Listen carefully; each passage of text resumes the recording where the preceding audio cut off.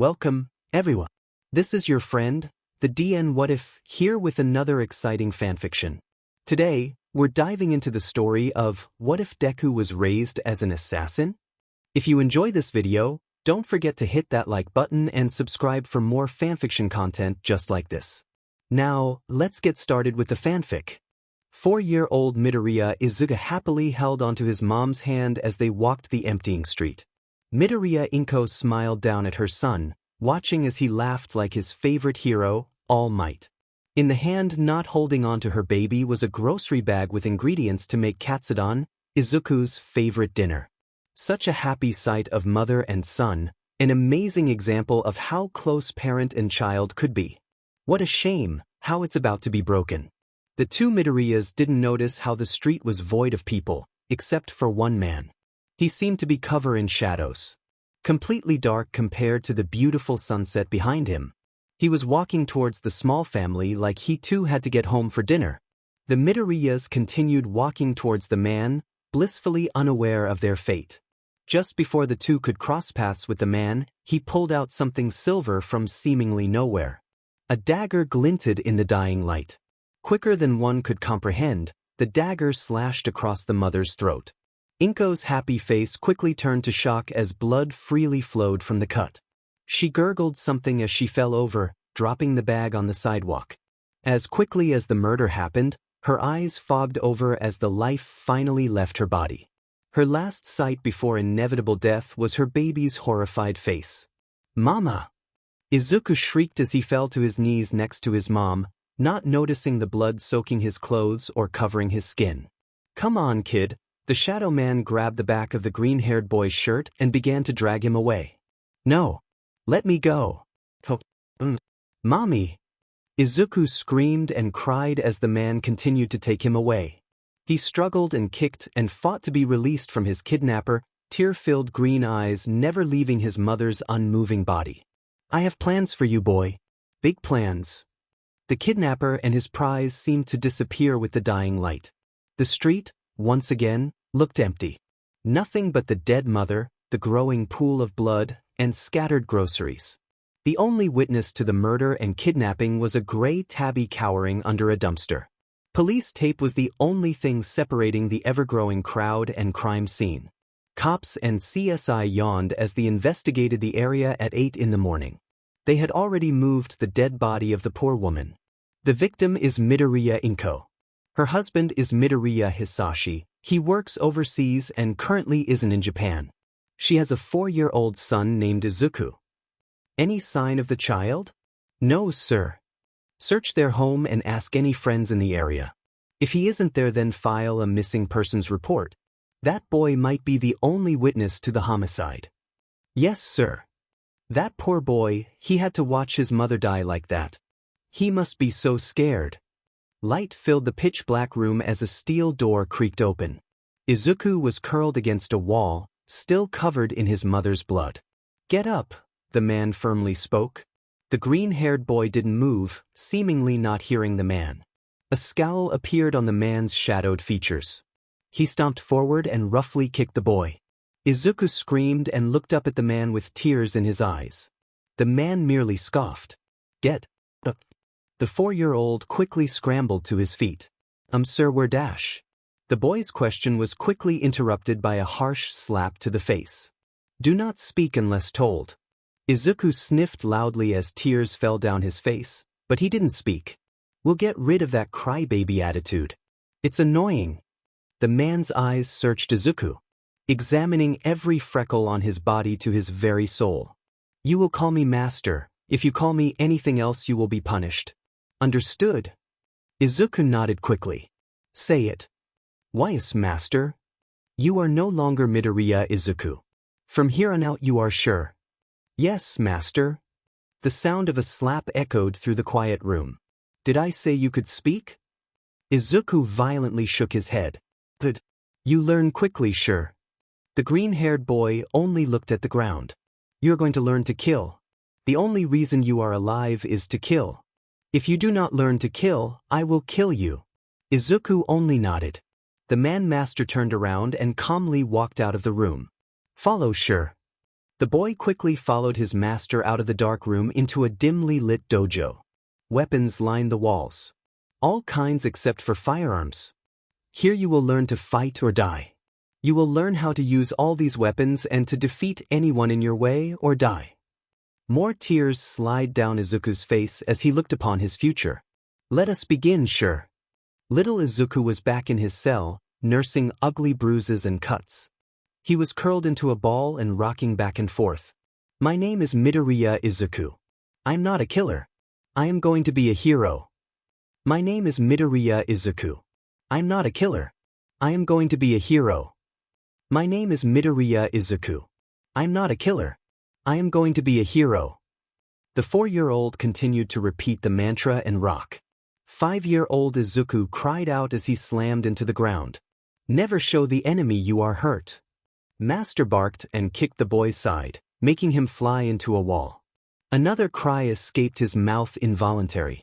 Master angrily stalked towards Izuku and stomped on the boy's left arm. A loud crack of bones breaking filled the air as Izuku screamed.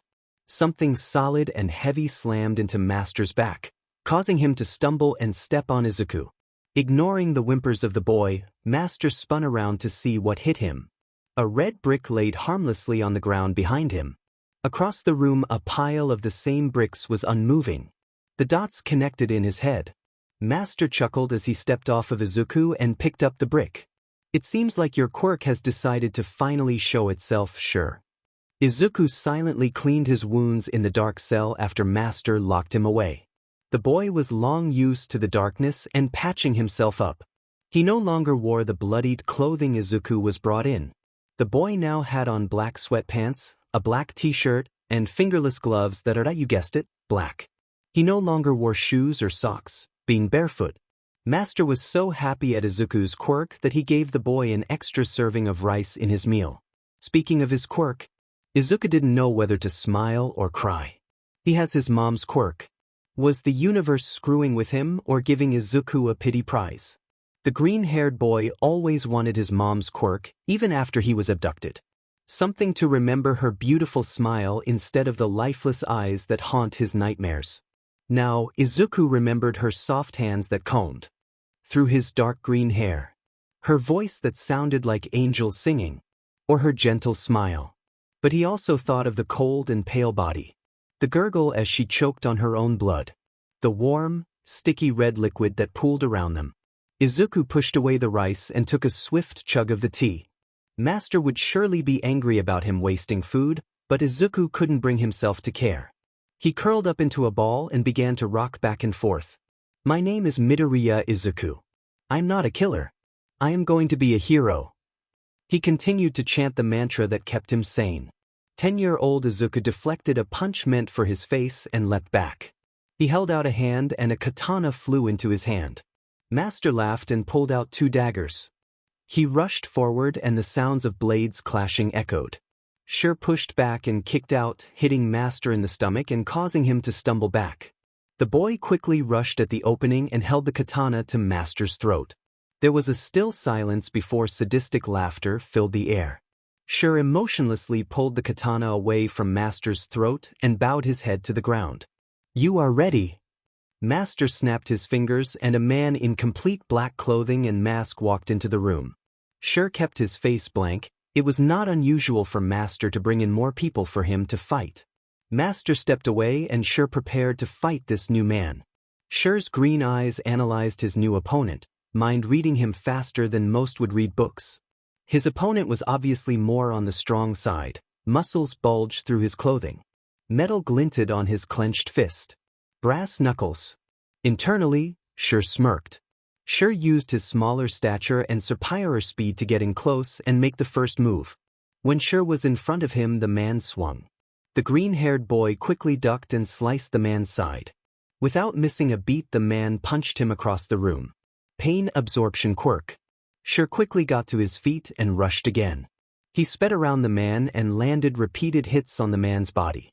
All quirks had limits. Eventually, a slash with his katana and a kick to the back of the knees brought the man down with a yell of pain. Blood began to slowly pool on the ground. Sure stood on the man's back and looked to Master. Master was smiling proudly at him. Izuku wanted to cut it off his face.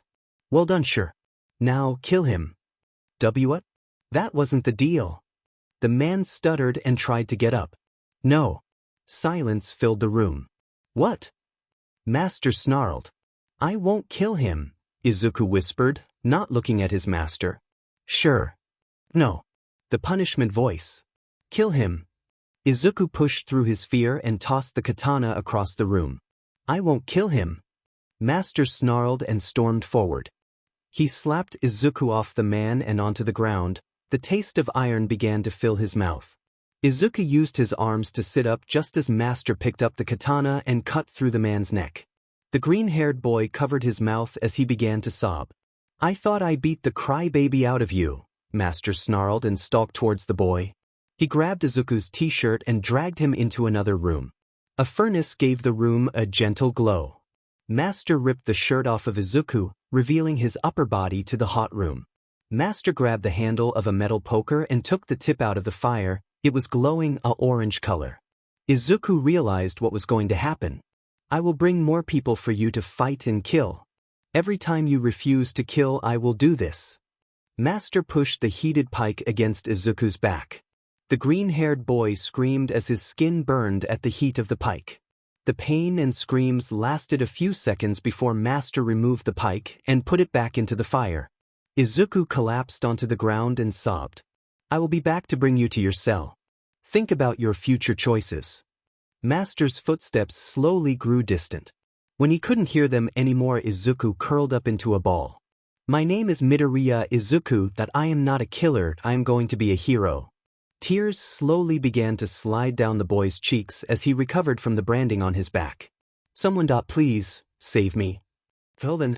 Izuku took a deep breath and looked up at the dark ceiling with tear-filled eyes. Eyes that were changing. Hardening. Sharpening. I'll just have to adapt and survive.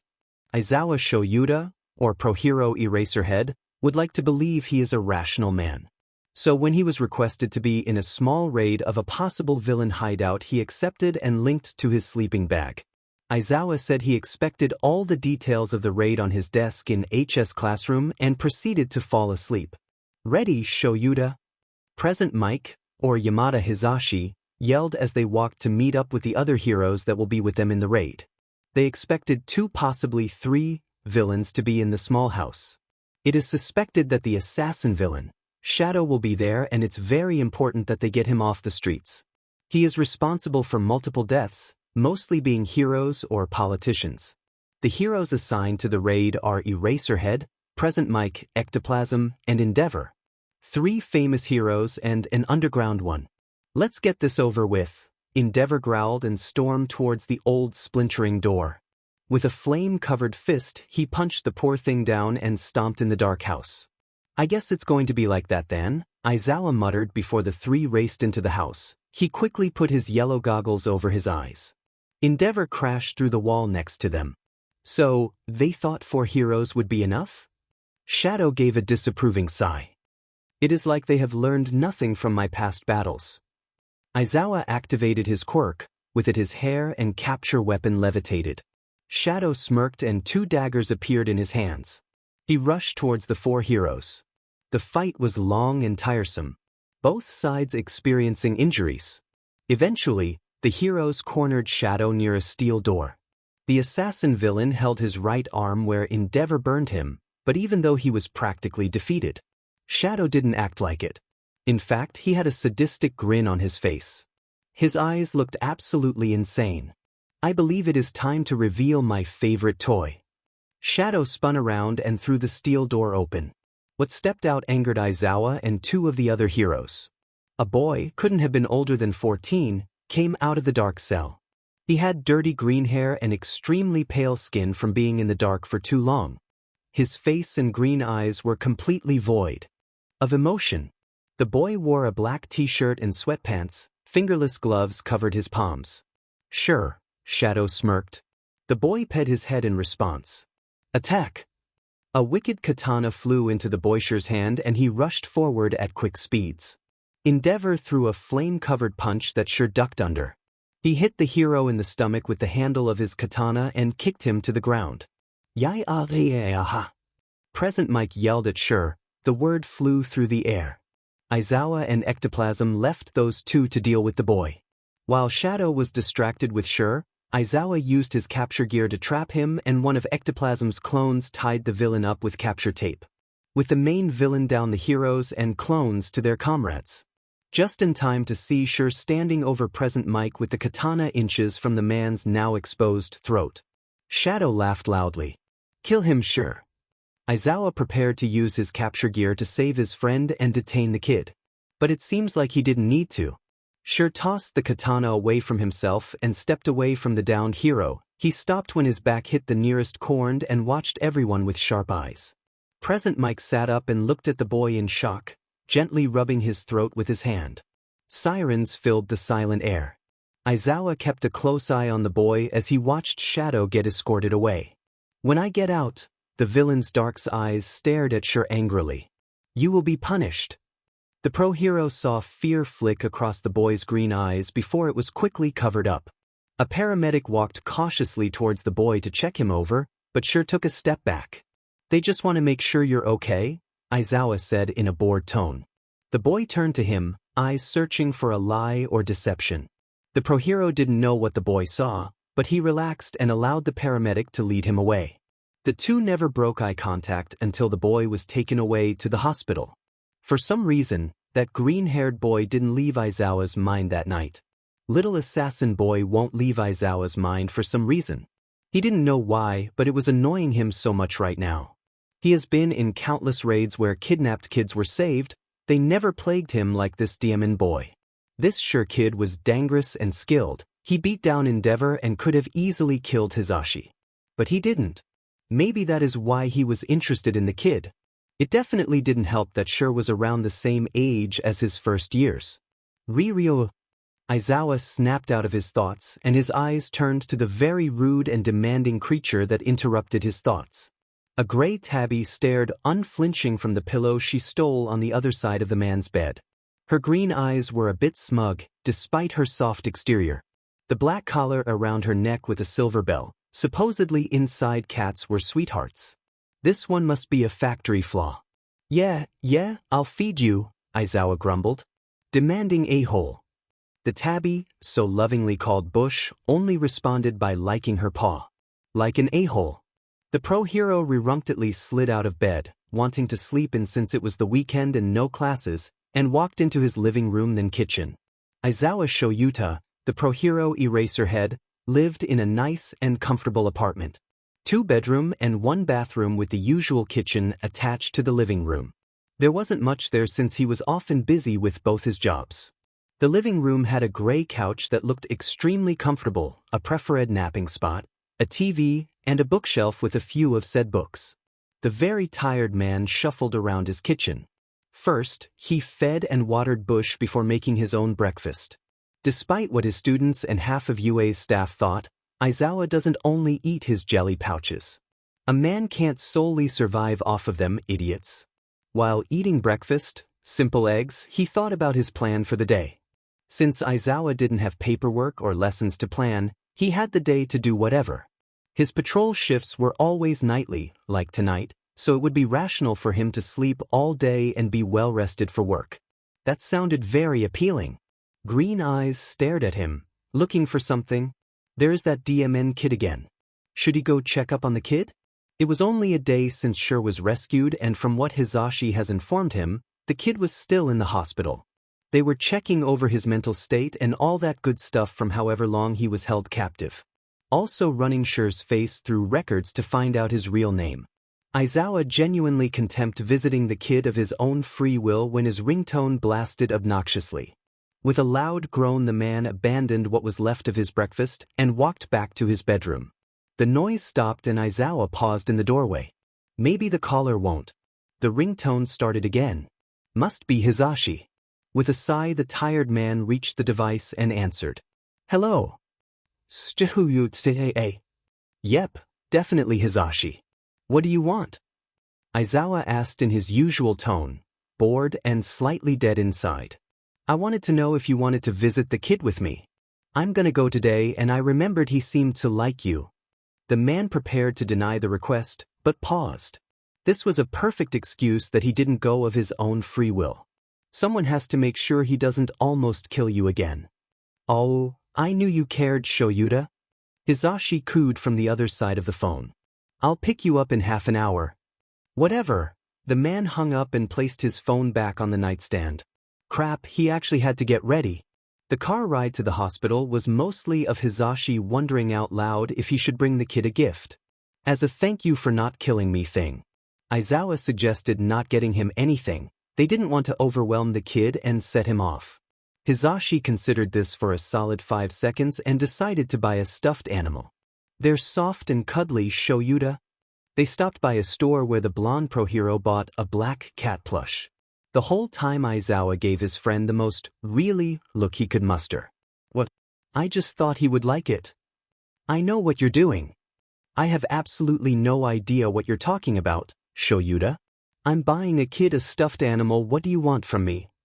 The man attempting not to laugh didn't make him very convincing. They got to the hospital and were directed to the boy's room. It wasn't uncommon for heroes to visit the people they've saved to make sure they were okay. Hizashi brightly greeted the doctor that walked out of their designated room. Hey doc, how's the little listener? Are you the heroes that saved him? The man asked, glasses glinting in the lights. 2 of them, Aizawa grumbled. The doctor nodded. I can't tell you how he is, he won't let us check him over besides patching a few cuts. We managed to get a blood sample and ran his face through the records. His name is Midoriya Izuku. He was kidnapped 10 years ago and his mother murdered. The police could never find the person that was responsible. It looks like that case is solved. Can he see visitors? Hizashi asked, a hopeful look on his face. As long as no one sets him off, 2 at a time should be fine. The doctor smiled and walked past the pro-heroes. The 2 silently walked into the room. Izuku stared at them with unwavering green eyes. He was sitting on the bed, tense and ready to move. Hey, listener, Hizashi grinned. How are you feeling? The boy kept a blank face as he examined the men, looking for any sign of a threat. His eyes showed that he recognized them. Izuku's lack of response didn't faze the blonde and he held the cat stuffed animal towards the boy. Eraserhead and I got you a gift. Green eyes flicked between the plush cat, Hizashi, and Aizawa. Eventually, he held out a hand and it gently floated towards him. The green-haired boy held the plushie in his hands and he examined it. Suddenly, a thoughtful look crossed his face and he changed between looking at the cat and Aizawa. Then Izuku gave a nod and grabbed the paper and pen near him. It looks like you. The handwriting was very sloppy for a kid his age, but readable. Hizashi laughed at Aizawa's done look. Amusement appeared in Izuku's eyes and a tiny smile flickered on his face. You're pretty smart, Izuku. And have a cool quirk, the blonde man complimented the boy. Said boy paused at someone saying his name and for a moment the heroes thought they set him off. Then Izuku relaxed. Throughout the rest of the visit Aizawa noticed plenty of things about Izuku. The first one was obvious, he didn't talk. The pro didn't know why, but he was interested in finding out. Izuku didn't let go of the cat plush since Hizashi gave it to him. The blonde hero wouldn't stop talking about how cute it was after they left. The last one was that the boy kept watching him. Aizawa didn't know if Izuku saw him as a threat or was just curious. It didn't irritate him on the fact the kid was watching him, it was because he didn't know why. Maybe Aizawa would visit again soon. Maybe he could also snag a few hours of sleep before his shift. Izuku watched the 2 pro-heroes leave, a little bit of sadness hit him, but he didn't show it outwardly. Once the door closed he looked down at the stuffed cat in his lap. The green-haired boy hadn't had a stuffed animal since he was little, before Master took him. They were mostly green bunnies or All Might plushies, but still stuffed. Izuku was glad Present Mike had no hard feelings about almost killing him. He was nice and a little bit loud, it made his sensitive ears hurt a bit. But it wasn't too bad because he made the boy smile internally. It was harder to read the scruffy man, Eraserhead. He mostly leaned against the wall and stayed quiet, only speaking up when Present Mike encouraged him. The green-haired boy swore the man fell asleep at some point. Izuku held up the black cat plush so they were face to whiskers. I'll call you Eraser. Will they come back? Izuku hoped they would. He leaned against his pillow and hugged Eraser to his chest. She was soft and cuddly. I've heard that Yamada and yourself have been visiting a certain Midoriya Izuku, Nezu brought up when they were alone in the teacher's lounge. The fact that a child being found after 10 years of being missing spread across the news like wildfire. Many reporters have tried to interview Izuku but were quickly denied. Almost everyone in Japan knows about the once missing Midoriya. Yes, Aizawa confirmed slowly, suspicious. What was the mouse bear creature planning? I would like to meet with him. The tired-looking man turned to his boss with a raised eyebrow. Nezu has never been so outwardly interested in a kid before, a kid that isn't a UA student. All of his instincts were screaming at the glint in the mouse bear's eyes. I'm planning to visit after classes today, Aizawa sighed, leaning against the wall. Hizashi had to do his radio station, so I was going to go alone. Perfect. Nezu grinned and walked out of the lounge. We'll meet again after classes then. With the door closing, a thought crossed Aizawa's mind. What the hell did I just agree to? He needed more coffee. Izuku looked up from his notebook, a gift from Hizashi, as the door to his hospital room opened. He inwardly gave a tiny smile as Aizawa walked in and closed the door. Hi, the green-haired teen signed. Present Mike and Eraserhead, or Hizashi and Aizawa is what he was allowed to call them now, have been visiting Izuku for weeks. In that time, Hizashi has been teaching him sign language since the teen has yet to speak. It was easier than writing the few things he wanted to say. Hello, Midoriya, the tired-looking man gave a nod. I have someone who wants to meet you. Izuku tilted his head curiously, then a white mouse bear thing popped out of Aizawa's scarf. Startled, Izuku used his quirk to pull a nearby scalpel into his hand and pointed it towards the creature, face blank. Apologies for scaring you, Midoriya. He didn't sound sorry as the creature slid to the floor by Aizawa's scarf end. I am Nezu, principal of UA. Izuku didn't move his weapon, green eyes analyzing Nezu intently. The principal mentally noted that. The boy must be thinking up ways to defeat Nezu if he were to attack. It's fine, Midoriya. Nezu just wants to talk to you, Aizawa assured the teen, or tried to. Izuku narrowed his eyes before slowly lowering the scalpel, but didn't let go of his weapon. Never underestimate your opponent or let your guard down. Master's voice echoed in his head, reminding him. Haunting him. Let's begin. Nezu walked over to a nearby stool and sat on it. I have a few questions that I hope you'll answer.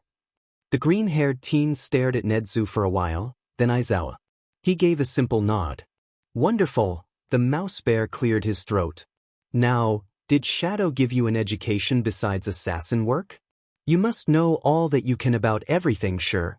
The only lessons Izuku truly liked was quirk or hero studies, even though he mostly learned how to counter and defeat them. The boy gave a nod. Did he ever take you outside where you were found? He shook his head. The questioning went on for a long while, always a nod or a head shake. If Nezu asked for Izuku to elaborate, it was always responded in sign language. Aizawa eventually moved to a chair near Izuku's bed and seemed to fall asleep. Every once in a while he would open an eye to the boy's response, then close it when the next question was asked. Nezu crossed his legs. Now, you are most likely wondering why I'm here. Izuku didn't respond, his face blank. Inwardly, he was very curious where the intelligent creature was going with this. I want you to come to UA every day during the weekdays so we can mentally, socially, and train you for the entrance exam next year. The mouse bear spoke in his weirdly happy tone. I believe that going to UA will help integrate you back into society. Aizawa opened his eyes and looked at Izuku closely. The boy didn't seem to react to Nezu's offer. Except his green eyes showed shock and excitement. Slowly, like he thinks the offer would be taken away if he showed any weakness, Izuku nodded. We have one issue, sadly. The mouse bear shook his head. You do not have a guardian to take care of you. Your family won't take you in, and considering the circumstances, the government can't put you in foster care on the account that you are too dangerous. He can stay with me. Two pairs of eyes turned to Aizawa, both masking their surprise. The man himself was hiding his own shock at the words. Midoriya could just come to work with me every day and Hizashi can watch him when I patrol. Aizawa shrugged nonchalantly. I can afford another person. If you believe you can, Nedzu nodded. He slid off the stool and opened the door. I'll leave you two to talk. When the mouse bear left, it was silent. Izuku turned to Aizawa and signed. Are you sure you want to take me in? It's going to be hard, but I'm sure we can work through it. For the first time since his mom died 10 years ago, Izuku gave a tiny smile. Thank you. That night Aizawa sat on his comfy couch and filled out paperwork. Bush was purring loudly on the back near the tired man's head. Paperwork to adopt Midoriya Izuku. Since he was one of the people that found him, a pro-hero, and they didn't have any other options of safe places to put Izuku. It was easy for Aizawa to get his hands on the paperwork to adopt the kid. He took a long sip of coffee. It was black, like Aizawa's soul. That's a lie. He puts a bit of sugar in it, but that's besides the point. You're going to have to deal with another human, Aizawa told his cat, who just whacked his face with her tail. Riao. You're a little a-hole and I hope you know that. Riao. The man opened his mouth to retort when his phone went off, blasting some kind of meme song. Hizashi. Aizawa picked up the device and answered it. Yes. He quickly moved the phone away from his ear for the inevitable yell. When he was sure the yelling stopped, Aizawa put the phone back against his ear. Are you done? You didn't tell me you're adopting Zuzu. I sent you a text. I'm adopting another stray. I thought you meant another cat. I'm adopting Midoriya. Now you tell me. And I have the paperwork right here, almost finished. Hizashi gasped loudly. I'm going to be an uncle. Speaking of uncle duties, can you watch him when I go on patrols? Aizawa took another sip of coffee. It was lukewarm by now. Of course, Shoyuta. But what about during the day? Nedzu wants Midoriya at UA so we can help him get back into society and, possibly, get him to take the entrance exam next year. Do you think he would be prepared for that? It'll take more than a year to help with half the problems Zuzu could have. Aizawa sighed and rubbed his face. All we can do is help him. Midoriya has to work for it himself. He has already accepted our help, and that's the first step. I'm going to buy him so many stuffed animals. Hizashi, you're going to spoil him. Good. Hizashi. I'm going to get him a green bunny next. He reminds me of a bunny. And Eraser could use a furry friend. Who's Eraser? The tired man raised an eyebrow. The cat I got him. Aizawa was silent for a moment. Shoyuta? He named it Eraser? Hizashi smiled gently on the other side. Yeah, he sleeps with her on his pillow every night. Aizawa was silent as he put his signature on the last line. I think we'll be okay. First things first, Midoriya needed clothes that weren't what he was found in or hospital issued. So after around 5 cups of coffee, Aizawa finally went out to a clothes-buy store that sold a variety of clothing. It wasn't very busy since it was the weekend and mid-morning. A few shirts, pants, socks, and underwear, everything a 14-year-old could use until Midoriya could pick out his own wardrobe. Aizawa tried to get some lighter-colored clothes because the kid might like bright colors better, but the only thing he got that would be considered lighter was a green hoodie. Even then, it was a bit on the darker side. Just before the man could reach checkout, a pair of bright red sneakers caught his eye. He didn't know why, but he grabbed a box. Once he paid for everything, Aizawa went straight to the hospital, ready to pick up his new charge. Izuku walked out of the hospital room bathroom and looked down at himself. He decided to wear a pair of black sweatpants, the green hoodie, and the fingerless gloves he was found with. It was oddly comfortable to have them cover his hands. His ruined hands. Looking a lot better, kid, Aizawa commented as he handed over the red shoes. Izuku silently took the sneakers and slipped them on. He stared at them in slight awe. The last time he wore shoes was when he was 4. Master took his old pair with Izuku's old clothes, and the boy had been barefoot ever since. With the rough training, strong calluses had developed on the bottom of his feet, making his feet tough and dry. Just tie them and we can go. The mute teen snapped out of his thoughts and looked at his new guardian, then his shoes, and back to Aizawa. His ears a bit pink. I don't know how, Izuku shyly signed. The tired-looking man raised an eyebrow. You don't know how to tie your shoes? Izuku avoided eye contact by pulling eraser to him and stuffing, pun not intended, her in the bag with the rest of his stuff. Aizawa sighed. Sit on the bed and I'll show you.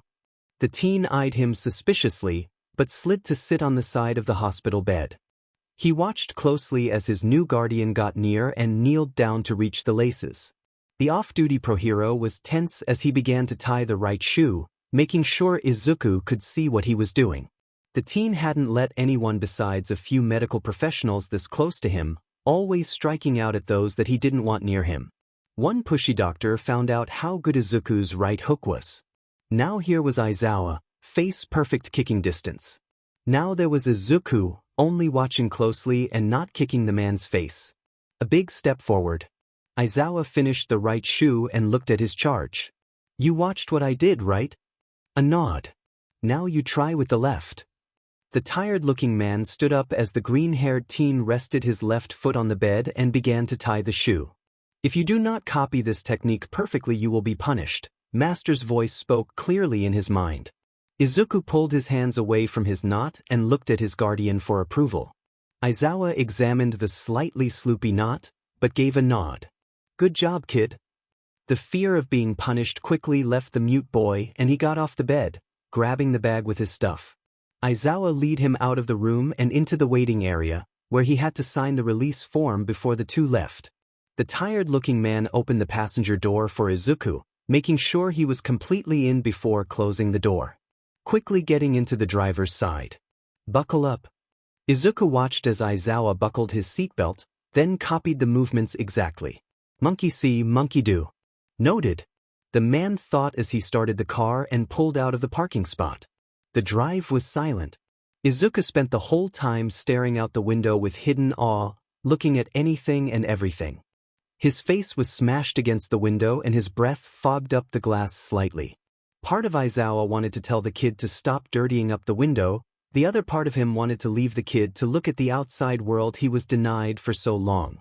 The tired-looking man turned his eyes back to the road. There were so many bright colors and people. Was that a doggy? That looked like a doggy. Guess. There's another doggy. Izuku mentally described what he was seeing to himself. His green eyes seemed to sparkle. His hospital room didn't have a window and he wasn't allowed outside of his room. The sky is so pretty. And clouds were like how he remembered them, but fluffier. Was that the sun? It's so big. And yellow. And bright. The sun made his eyes hurt. The mute teen blinked his eyes rapidly and used a hand to gently rub one. Right, Mom told him not to look at the sun directly because its rays will burn his eyes. Was there a quirk that allowed the user to look directly at the sun without burning their eyes? Maybe Izuku could ask Aizawa later. Never take your eyes off your opponent. Master's voice snapped at him. Izuku discreetly looked at his guardian, who was completely focused on driving. Aizawa wasn't his opponent though, right? The tired-looking man hasn't shown any intention of hurting him, if his body language matched his intentions. Though, the mute teen could remember multiple times where Master seemed like he wouldn't hurt Izuku. Except the moment the boy would let his guard down, Master would beat him. Never let your guard down, sure. That's how you die. Funny thing, letting his guard down was what got Master captured. By Aizawa. But that would make Master his enemy, his opponent. Izuku continued to stare out the window as he moved his elbows to rest on the door handle. Suddenly, a loud noise filled the car as the window opened a crack. The mute boy violently jolted back and his eyes turned wild, hands up to fight. Wow, hold on. Relax, Midoriya. The noise disappeared and a familiar voice told him to breath. Taking a slow, deep breath. Izuku used his quirk to pull Eraser into his arms, and with the voice Aizawa the boy eventually calmed down. He looked up at his guardian, who had pulled into a parking lot and watched him, tried to calm him. He asked the first question on his mind. What happened? You accidentally opened the window, the noise of the air scared you, Aizawa calmly explained. It's okay, kid. It's gone. Izuku turned back to the window, it was closed. Aizawa must have rolled it back up. Very cautiously, he reached out a hand and pressed the closest button. With a not as loud noise, the window rolled all the way down. Izuku curiously tilted his head and looked at his guardian for an explanation. The corner of Aizawa's mouth twitched up slightly. When we're driving with the window down it makes that noise because we're going pretty fast, and with the aerodynamics, or whatever, of the car that it's really hard to explain. We can look it up later. Izuku looked a bit unsatisfied, but nodded and closed the window. With an almost silent chuckle, Aizawa pulled out of the parking lot and back onto the road. The green-haired teen returned to looking out the window, this time with Eraser looking out with him. Aizawa did not take pictures. Shut up. The rest of the drive was peaceful. Aizawa opened his front door and held it open, beckoning his charge in with a flick of his head towards the inside of the apartment. Once the kid entered, he closed the door behind himself. This is my apartment. It isn't much, but it's cozy. The tired-looking man gave a quick tour, the living room and kitchen, bathroom, and both bedrooms. This is your room. You can decorate it however you want. Aizawa led Izuku to what once was the guest bedroom. There wasn't much. Just a bed, dresser, and desk. The desk was under the only window, which had white curtains covering it. The bed was in the corner across from the desk with the dresser at the foot of the bed. A familiar gray tabby laid in the middle of the bed. Riao. Izuku stared at Bush, who returned the favor. Aizawa chuckled. That's my cat, Bush. You might have to share your room with her because she believes she owns everything. Izuku crept slowly towards the bed and set his bag on it, eyes never leaving the cat. Remember, Izuku, his mom's gentle voice filled his head with warmth. Let the animal smell you first. If it doesn't attack you, then you can pet it. Slowly, the mute teen held his hand out to the feline. Aizawa watched intently, prepared to separate the two if needed. Bush leaned forward to sniff the gloved hand. Riao. Taking it as an invite, Izuku gently scratched under Bush's chin. A pleased purr filled the air. I think I'm going to like it here. A relaxed smile appeared on Izuku's face. I think I'm going to like it a lot. That night, after Izuku fell asleep, Aizawa laid on his living room couch in his bright yellow sleeping bag. Papers that he had just finished grading were scattered all over the coffee table. On top of one page with multiple red marks on it, the teacher's phone was being used as a paperweight. It rang loudly. Aizawa quickly scrambled an arm free from his comfy cocoon and answered the phone, hoping the ringtone didn't wake up his sleeping charge. You better not have woken up Midoriya. Sheet. Is he? I don't think so, but the kid is smart enough to fake sleep if he is. How did he like his room? What about Bush's reaction to him? I think he liked it, but it's hard to get a read on him. Bush didn't hiss and scratch him, so they like each other. Don't worry, Shoyuta. I'm sure little Zuzu will start smiling in no time. He just needs plenty of love and attention. Hopefully I can give him enough, Aizawa mumbled. I have no doubt that you will love Izuku like he is your own son, Shoyuta. You are what he needs, a parent. I know I just about entered to enter my 30s and I'm a teacher, but am I ready for this parenting thing? The scruffy man laid back down in the couch. Oh hush, you practically parent your yet-to-be expelled students now. You'll be great. A deep breath. If you think so. Unbeknownst to Aizawa, Izuku listened in from the shadows of the dark hall. A peaceful look on his normally blank face. With a thoughtful smile on his face, Izuku silently slipped back into his room. Sure flew across the room and violently hit a wall, falling onto the floor. He didn't make a single noise at the pain he was undoubtedly in. The wooden eskrima sticks fell out of his hands and rolled a short distance away. He tried to push himself up. It was a slow process. The woman he was fighting was quickly upon him, swinging down with her boa staff. With a surge of adrenaline, Sure rolled under his opponent.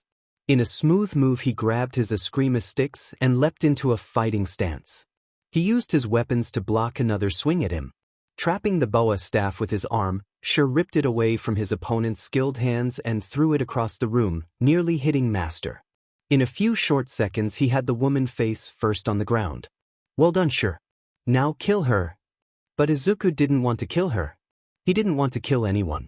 Sure, the punishment voice. Kill her. Just kill me, kid, the woman snarled. He didn't want to kill anyone. He didn't want to hurt anyone. The memory melted into darkness. Fire. With a small jolt, Izuku snapped awake. He took a deep breath and sat up, eyes scanning the area around him for a threat. He was in his room. In Aizawa's apartment. Not his cell. Riao. Green met green. Bush leapt onto the bed and sat on Izuku's legs, staring at him before losing interest for liking her paws. The green-haired teen turned away from the tabby and began searching his bed for something. Izuku picked up eraser and pulled her to his chest. He took another deep breath. A little bit of light shone through his curtains, showing it was early in the morning. A loud grumble filled the air and Izuku looked down at his stomach with a blush. He gently nudged Bush off his legs and slid out of bed, eraser still in his arms. Using the stealth that was engraved into him, Izuku crept out of his room and into the living room.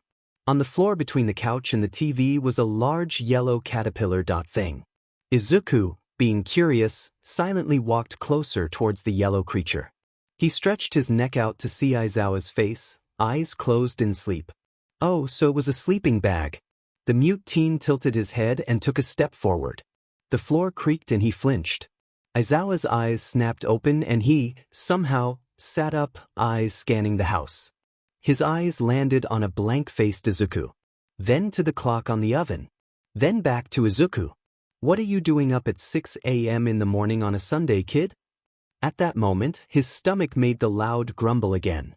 The mute teen turned his head to hide the blush. Aizawa chuckled and unzipped his sleeping bag. It fell around him, revealing his sleepwear of a gray shirt and black sweatpants. What do you want for breakfast? Izuku shrugged as he followed his guardian into the kitchen. Eggs then. The mute teen watched, eraser still in his arms. At some point Bush came out and was laying on the counter. Hey, you aren't allowed on the counter.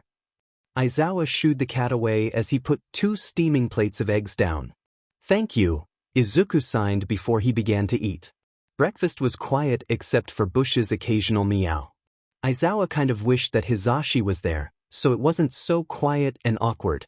Then he quickly sent the thought away. He didn't particularly enjoy loud noises. There was also the possibility Izuku didn't either. While Aizawa put the dishes in the sink, Izuku turned his attention to Bush, who was sitting at his feet. The mute teen kneeled down and ran his hand over her head fur. Bush purred and nudged his gloved hand for more pets. He happily obliged. Unknowingly, Izuku relaxed while petting the house cat. His shoulders slumped a bit and his usual blank face looked more relaxed. Aizawa watched from the corner of his eye, observing the teen closely. Then an idea hit. The moment the scruffy man moved, Izuku tensed again but didn't stop petting Bush. Aizawa ignored this and went over to the small box of cat toys next to the couch. He grabbed a plastic stick with feathers at the end. Aizawa slowly walked over to his charge, eyes following him the whole way. He kneeled down and offered the cat toy. Here. Ever so slowly, Izuku pulled the toy into his hand with his quirk. He examined it before holding it closer to Bush, who immediately reached a paw out and swatted at the feathers. Izuku jolted back and fell into a sitting position. He blinked in shock, but did hold the toy closer to the cat. This time, Bush used both her paws to try and grab the stick. She would have gotten it if Izuku didn't pull it up higher. For a split second, the green-haired teen's lips twitched up. Aizawa watched from a crouch position, a smile on his face. The scene was so domestic that he almost forgot that this boy was trained to be an assassin and almost killed his best friend. Bush managed to knock the stick out of Izuku's hand and trapped it between her paws. She then laid on it and began to eat at the feathers. Aizawa carefully got the cat toy away from the feline and held it out to his charge, who gingerly reached a hand out and took the toy. So, he was gaining Izuku's trust after all. Come on, kid. We're walking to you, Aizawa said as he sorted through the fridge. Izuku came into the living room wearing his hoodie and a pair of black sweatpants. His green hair was a bit damp from a morning shower. Here, the scruffy man held out a jelly pouch and an ID card, both that the teen took with his quirk. The ID is so you can get into UA without the security system going off. The pouch is breakfast. Izuku looked at the pouch, then Aizawa, who finished his own pouch in one slurp. The teen shrugged and slipped the ID card into his hoodie pocket. He opened the jelly pouch and began to eat it. The mute teen threw away the empty pouch on his way to the front door. The school is a few blocks away, so it isn't that far. Aizawa locked the door and put his keys in his utility belt. Let's go. Izuku walked obediently next to his guardian, eyes wondering to look at his surroundings with hidden curiosity. Strangers avoided getting in their path and a few even waved to Aizawa, who would give a nod in return. The two soon reached the walls of UA. Students were talking in groups around the gate. The scruffy man recognized some of his students. Aizawa didn't want to deal with questions, especially from students that know Izuku through the news. Ignore the students, he told his charge, the response being a nod. Eyes immediately fell on the two. Izuku pulled up his hood as they walked through the gate since the staring were starting to make him uncomfortable. I'll drop you off at Nedzu's office then head to my class. He'll show you the teacher's lounge at lunch and afterwards we'll go to the gym. Izuku nodded and took his hood off once they entered the building. They walked into a less occupied hallway. Aizawa stopped at a door that had "Principal's office" on it and knocked. Come in. A familiar cheerful voice spoke up on the other side. The scruffy man gave a nod to his charge and walked back down the hall. Izuku watched his leave before opening the door. Greetings, Midoriya. Come in and sit down. Izuku slipped into one of the chairs in front of the principal's desk, eyes glued onto said creature. Nedzu never showed any discomfort at the teen's never-ending stare, wearing his bright smile. How can one smile like that for so long?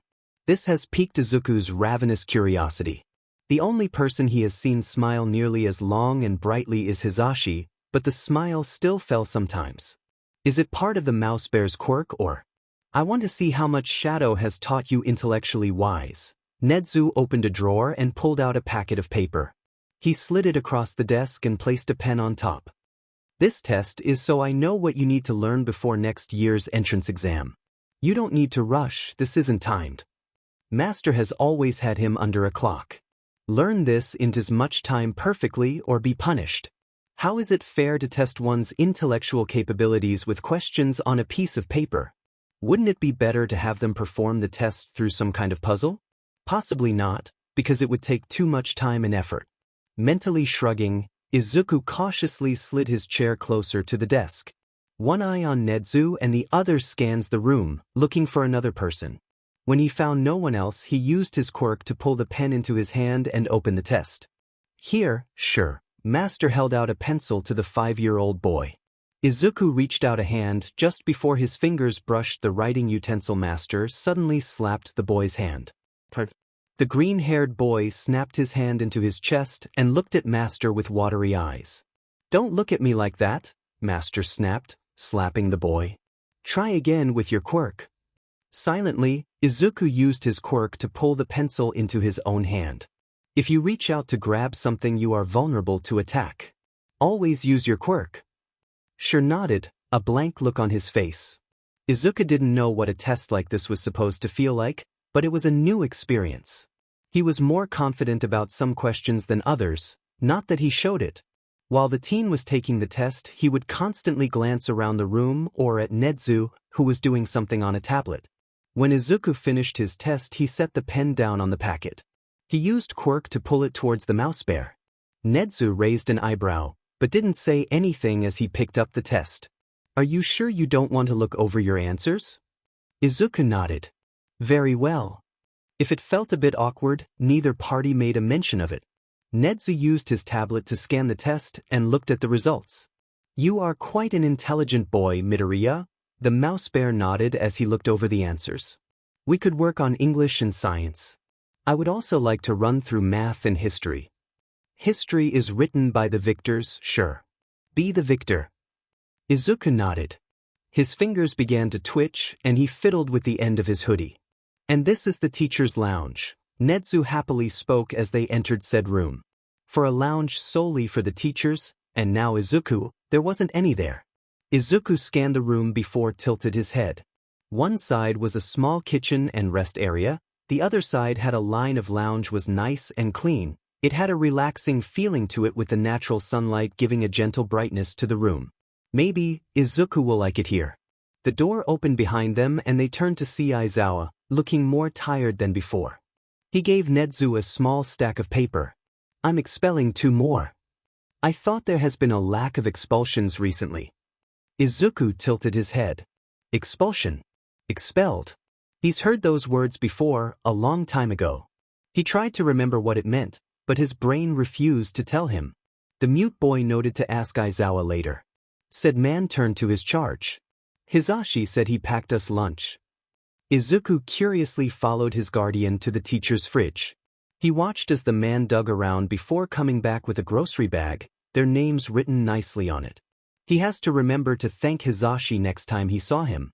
Master may have trained a deadly assassin with trust issues, but he trained a well-mannered deadly assassin with trust issues. Aizawa pulled out a green container and handed it to his charge, who took it with a thankful nod. He took out the black container for himself, internally sighing at Hizashi's choice of color coding. Izuku was already eating his food, looking like it reminded him of something. Oh, Katsudan. 5 faces flashed in front of him. Red blood dripping onto the floor. Green eyes snapped open to fuzzy black. Izuku silently groaned and sat up, causing Bush to shift off his face. His eyes scanned around the room. Something felt different. The air had changed. It was happier, cheerful even. It was weird. The nagging curiosity bugged him as Izuku took a shower and got dressed. Picking up Bush, Izuku walked out of his room and into the main room. Shoyuta was in the kitchen, making breakfast in pajama pants with cartoon cats and a white t-shirt.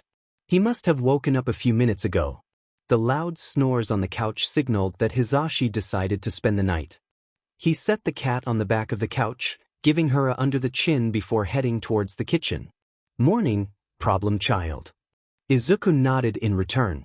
He glanced at the still asleep Hizashi before turning back to his guardian. It feels happy and cheerful. Is it some kind of quirk or something? There was confusion in Shuta's face before he realized what his charge was talking about. Oh, it's December. So it's the most wonderful time of the year and all that stuff. At Izuku's confused look, he elaborated. It's Christmas, Midoriya Izuku. The green-haired teen's look did not change. What's Christmas? There was a loud gasp as Hizashi bolted up. He ran a hand through his hair, which was down. I had a nightmare that Zuzu didn't know what Christmas was. Shoyuta sighed while Izuku looked shocked and confused. Hizashi, that was a minute ago. New. Izuku tilted his head. What's so important about Christmas? He doesn't remember the holiday before his kidnapping, and no holidays were celebrated during the 10 years of captivity. Wait, how did Hizashi? Don't worry, Zuzu. Hizashi hugged the teen. I will make this the best Christmas ever. I don't want a lot for Christmas. There is just one thing I need. And I don't care about the presents. Underneath the Christmas tree. The 2 off-duty pro heroes and teen were walking through an outside pine tree market. Hizashi was jumping from tree to tree, examining them closely. Shoyuta and Izuku trailed behind him, just letting the blonde have his fun. Izuku snuggled more into his jackets and his eyes wandered onto the trees. They all looked perfectly fine to him. The strong smell that the pine trees were letting off was extremely welcomed as he took a deep breath. This is the first he has seen a pine tree in years. There was a scream and a loud thump. Izuku snapped his head up. A particularly large pine tree had fallen on top of Hizashi, only his hair was visible.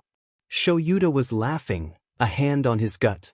An amused smile appeared on the teen's face as his uncle figure stuck a hand out from under the tree, pointing at said plant. I vant that's one. Shoyuta took a deep breath. I love this tree. Izuku swept up the pine needles on the apartment floor as the adults bickered over putting the tree in the tree stand. To the left. No, the right. Left. Izuku dumped the needle into the garbage can, quickly putting the broom and dustpan away. Perfect. He walked over to the tree as Shoyuta sat up and gently shook the tree, making sure it was firmly in the stand. Time to decorate. Hizashi dragged out a medium-sized box and opened it, revealing tree decorations. 20 minutes later, Shoyuta was glaring at a snickering Hizashi. He was covered in flashing lights and silver tinsel. Like adding salt to a wound, Izuku hung 2 red ornaments on his guardian's ears, earning a surprised look then a glare. I thought I could trust you. Izuku picked up Bush as she tried to climb the now finished tree. Oh no you don't, silly kitty. You'll look cute in this, Zuzu. The green-haired teen turned around just in time for a red Santa hat to be stuffed on his head. Izuku shifted Bush into one arm and adjusted the hat into a comfortable position. Once finished he held the cat with 2 hands again. 3 camera flashes went off.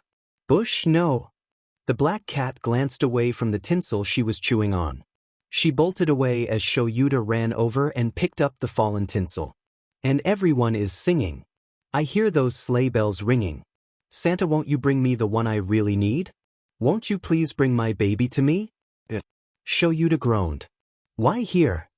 Hisashi grinned as he dragged his best friend towards the mall. For Zuzu's Christmas presents, of course. The black-haired man huffed and crossed his arms.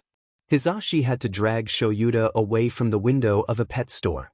Passerbys watched as they listened to the entertaining bickering. Let me see the cats. No. You'll buy all of them. Exactly. There was a streak of yellow as Hisashi zoomed into a music store.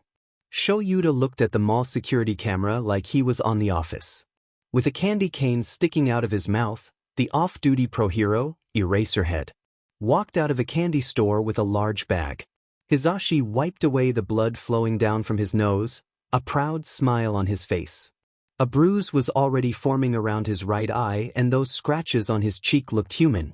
I can't believe you fought an old lady for a stuffed animal. Shoyuta threw his hands up. No regrets. Shoyuta raised an eyebrow as he examined himself in the mirror. Wow, a red scarf does look good on him. Picking up the box wrapped in bright red wrapping paper with little reindeers on them, Hisashi set it in a larger box. One that was slowly filling up with presents. How many more are there? Shoyuta asked, eyeing Bush from where she was intently watching them on the counter. Her eyes said that paper looks mighty delicious.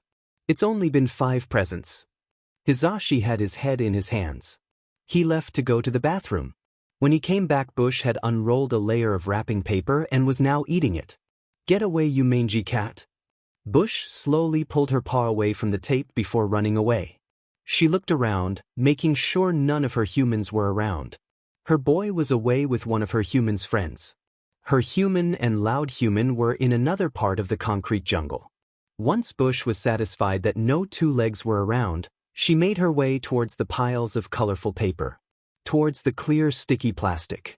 Ever so careful, she reached out a paw. Oh, come on. Shoyuta glared at his cat, who was currently covered head to tail in tape. I swear to God dash. On the night of Christmas Eve, the little family were in the living room. Shoyuta had completely taken over the couch. Wrapped in his bright yellow sleeping bag and out like a light. Hisashi was snoring on the floor between the coffee table and the TV, which had a digital fireplace crackling on the screen, completely covered in blankets besides his face. Apparently, the blonde doesn't do well with the cold. Izuku was sitting on the floor, leaning against the front of the couch. He cradled a mug of hot chocolate in his hands, taking a sip every once in a while. He had nuzzled himself into his dark green hoodie, the first one Shoyuta got him, and tried to finish his warm drink. Green eyes wandered over to the Christmas tree, lights shining in the dark living room. Izuku felt happy, excited. His shoulders didn't feel heavy and his many scars didn't burn against his skin. He almost felt like a child again. For the first time in 10 years.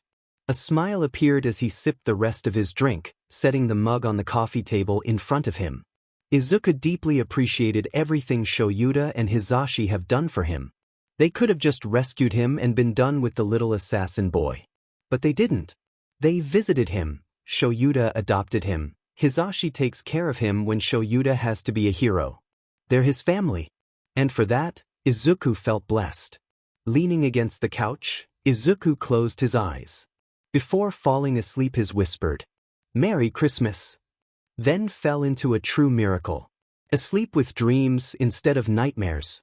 Aizawa watched as Izuku skillfully took down training dummies with a catter, moving fluidly and with grace as he knocked down his fake opponents. It has been a week since the silent teen had started to visit UA, and it has been a week of learning. Nedzu was pleased to find out how intelligent Izuku is. The boy was very behind on certain school subjects, but he was a quick learner and very interested in the new knowledge that they were teaching him. Aizawa's learning came from finding out just how deadly Izuku was with a weapon in his hand. The green-haired teen knew how to use multiple weapons and how to use them well.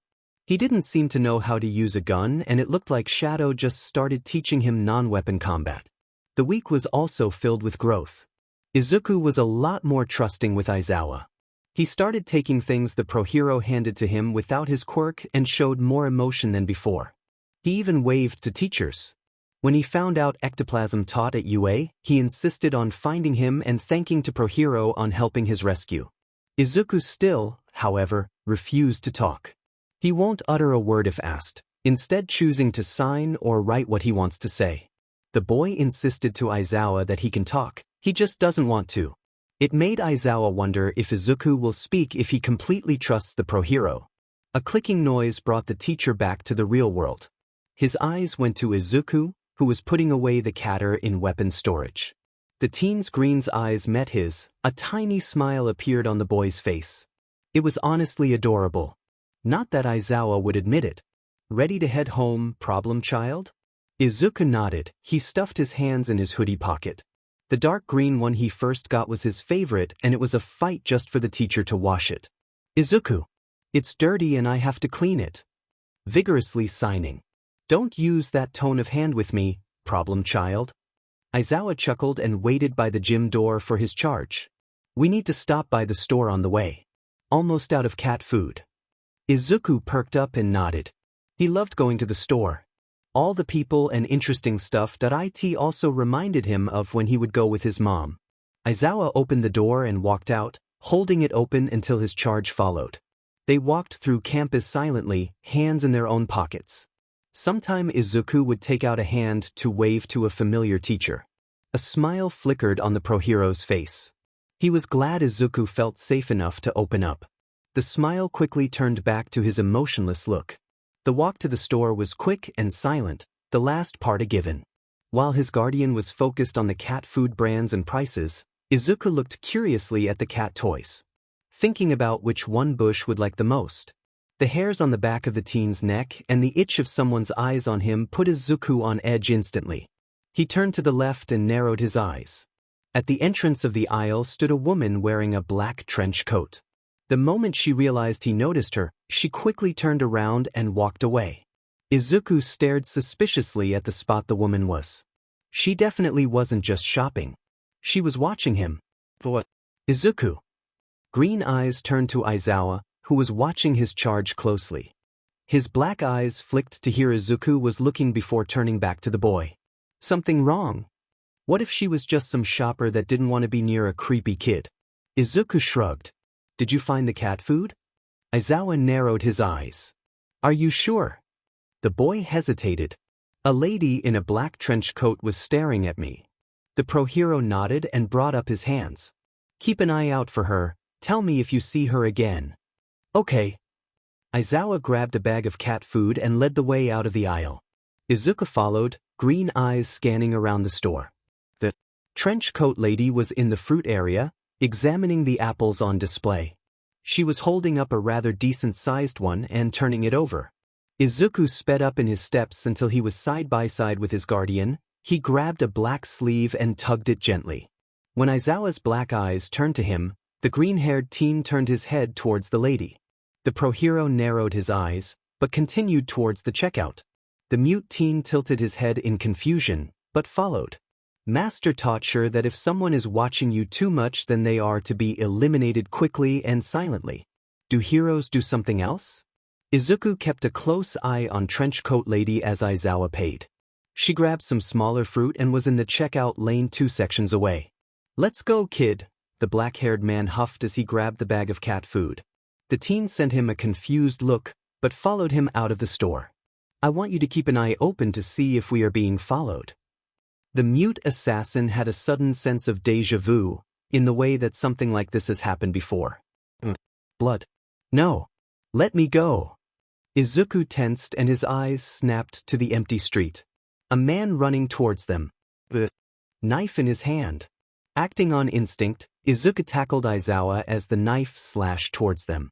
It hit the cat food and caused the hard food pellets to fall on the ground. The mute teen leapt to his feet and his green eyes hardened. With a tug of his hand, the knife was ripped out of the surprised man's hand and into his own. When a weapon was in his hand, Izuku felt useful, severe and able to defend himself. Or the people around him. Before either assassin could do anything, familiar scarves wrapped around the man. Izuku.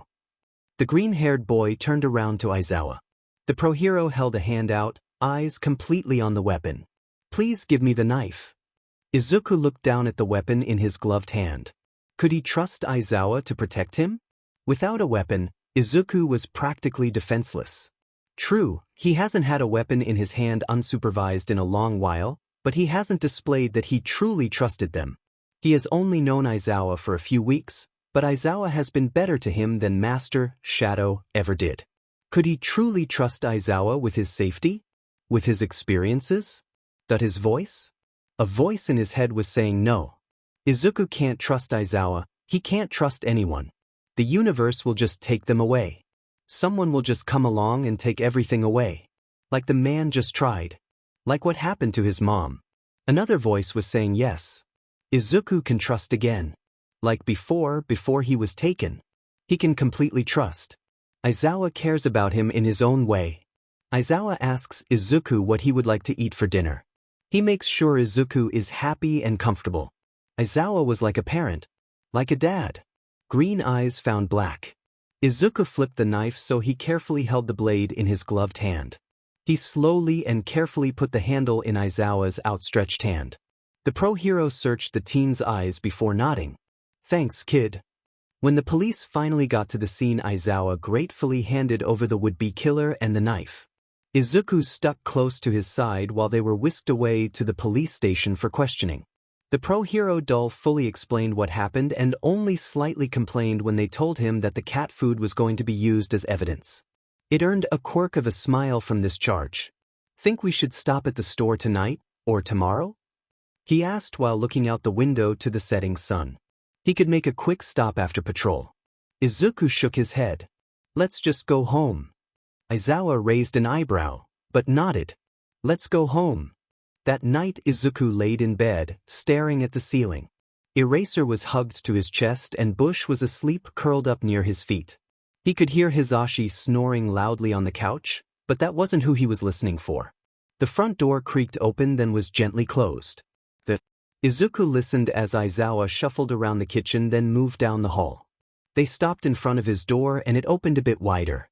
Riao, Bush yawned to seeing Aizawa peeking into the room. The man nodded to the cat and, with one more glance at a sleeping Izuku, slid back into the hall. Izuku had a sleepy smile on his face as his eyes blinked shut. Night, Shoyuda. His hands turned the cellular device over, green eyes analyzing every inch of it. It was a smartphone, just like Aizawa's except his had a black case while this one had a green case.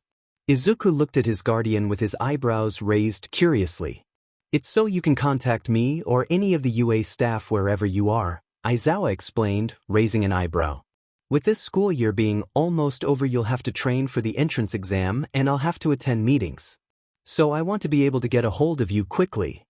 The green-haired teen nodded. He looked back down at the device and started scrolling through the apps. Noting what they do and where they are.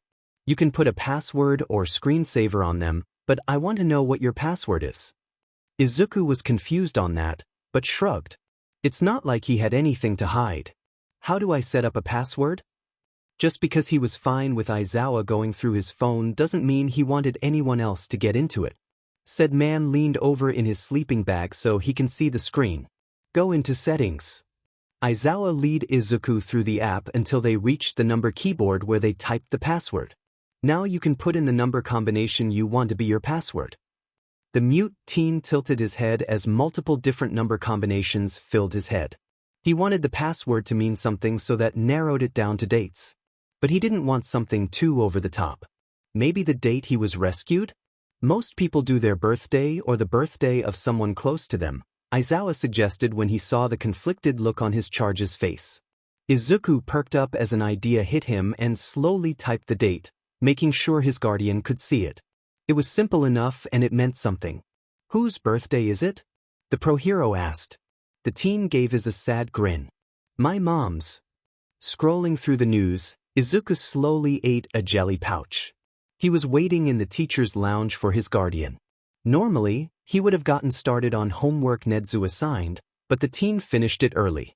So now he was learning about the latest hero achievements. Well, he was until Hizashi kicked open the door and made him choke on some melon-flavored jelly. "Hey, Zuzu." The loud man grinned as Izuku dislodged the jelly. "Sho Yuta told me he finally gave you a phone." The green-haired teen nodded with a smile and held up the device. "I want to show you something," Hizashi said in a quieter voice, a mischievous grin on his face. "It'll annoy Sho Yuta in a very funny way." Izuku tilted his head curiously. "What is it? Ever heard of memes?" "Wait, stop." Izuku paused the throat punch he was about to deliver to the training dummy. He innocently turned to his guardian, head tilted as if to ask, "What did I do?" Aizawa really hoped his eyes were lying to him. "What did you mouth to the dummy?" The teen looked confused, but signed what he did, in fact, mouth only a few seconds ago. Did you call the dummy a lemon-stealing ware?" Izuku brightened. "Hizashi showed me some funny videos on the internet and dash. I'm going to murder Hizashi dash." Aizawa yawned as he walked into the police department, his eyes scanning the officers before landing on a familiar man. "Detective Tsukachi," the pro-hero dully called out as he walked towards the man. Tsukachi Naomasa turned around and gave Aizawa a nod. "Hello. Eraserhead, I know you have to get home soon, so I'll make this quick. I have a few hours before my problem child sitter has to leave." Aizawa followed the detective to the man's cluttered desk. "I called you here because we finally got the assassin to talk." "The one that tried to kill me?" Detective Tsukachi nodded as HR pulled out a stack of papers and handed them to the pro-hero. "These are the transcripts of his interrogation." Aizawa raised an eyebrow at the unconventional way of getting information, but started reading. When he moved to the second page, his eyes widened. "Is this correct?" The detective seemed to know what he was asking about. "Yes, word for word." The black-haired man sighed, pushing blooming anger down, and set the papers down. "Shadow sold Izuku, but to who?" The lights in his room were bright compared to outside as Izuku stared down at his phone. A memory of his happier days came to the front of his mind. "Remember, Izuku, if you are in trouble and can get your hands on a phone, the second thing you do it, call me. Okay?" She slowly told him a long number combination. Her voice rang clear as day in his ears. "Repeat it with me, honey. I want you to remember it." He mouthed the numbers as he robotically typed them into his phone. "Make sure to press call for the phone you are using to connect to mine." "Like this, mommy?" His fingers pressed call and he held the device to his ear. While waiting for the call to connect, he felt a sense of foreboding. Like his soul wasn't in his body and he couldn't think up of ways this could end. The ringing stopped. "Hello." Everything in Izuku's world just froze as the man on the other side asked who was calling. "She's gone. Mommy is really gone. Is this a caller for Midoriya Inko? He saw her die. He knows she died." But this just cemented any subconscious doubts and false hope he had held onto for 10 years. The little sparks that burned lowly for so long. "I'm sorry that I'm the one that has to tell you this, but, she died a long time ago. My condolences for your loss." He ended the call and dropped his phone into his carpeted bedroom floor. Next, Izuku slid onto his knees next to the fallen device, tears burning in his eyes. "It's okay to cry, Izuku. People don't cry because they're weak, they cry because they've been strong for too long." Izuku let out a pained howl as he laid his forehead on the floor and wrapped his arms around his head. "I'm sorry, Mommy. I'm sorry. I'm sorry. Mommy, I miss you." His voice cracked from both emotion and lack of use for so long. Tears puddled onto the floor as he sobbed, blundering pained nonsense.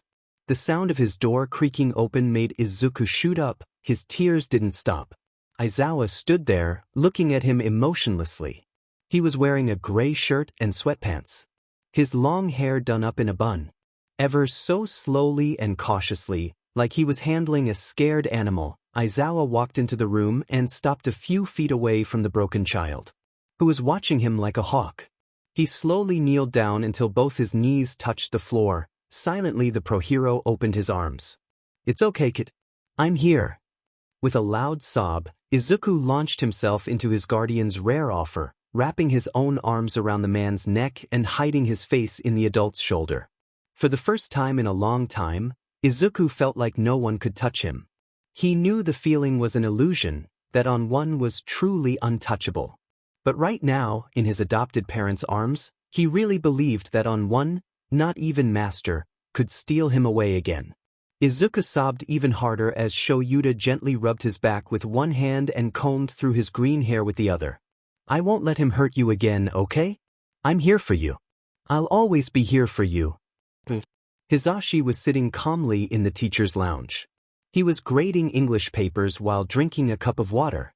Suddenly, Aizawa came out of nowhere and delivered a flying kick to the blonde's left side. "You showed him memes?" "My gallbladder." The sound of cheerful video game music filled the teacher's lounge. Izuku bopped his head to the music as he played a game on his phone, waiting for Shoyuta to pick him up for training. It's a game where you have to get 3 gems of the same color in a line, then they blow up and more fall down. It was so simple, yet it grabbed his attention. He didn't look up when he heard the door open, thinking it was one of the many teachers he has gotten used to. It was in fact not.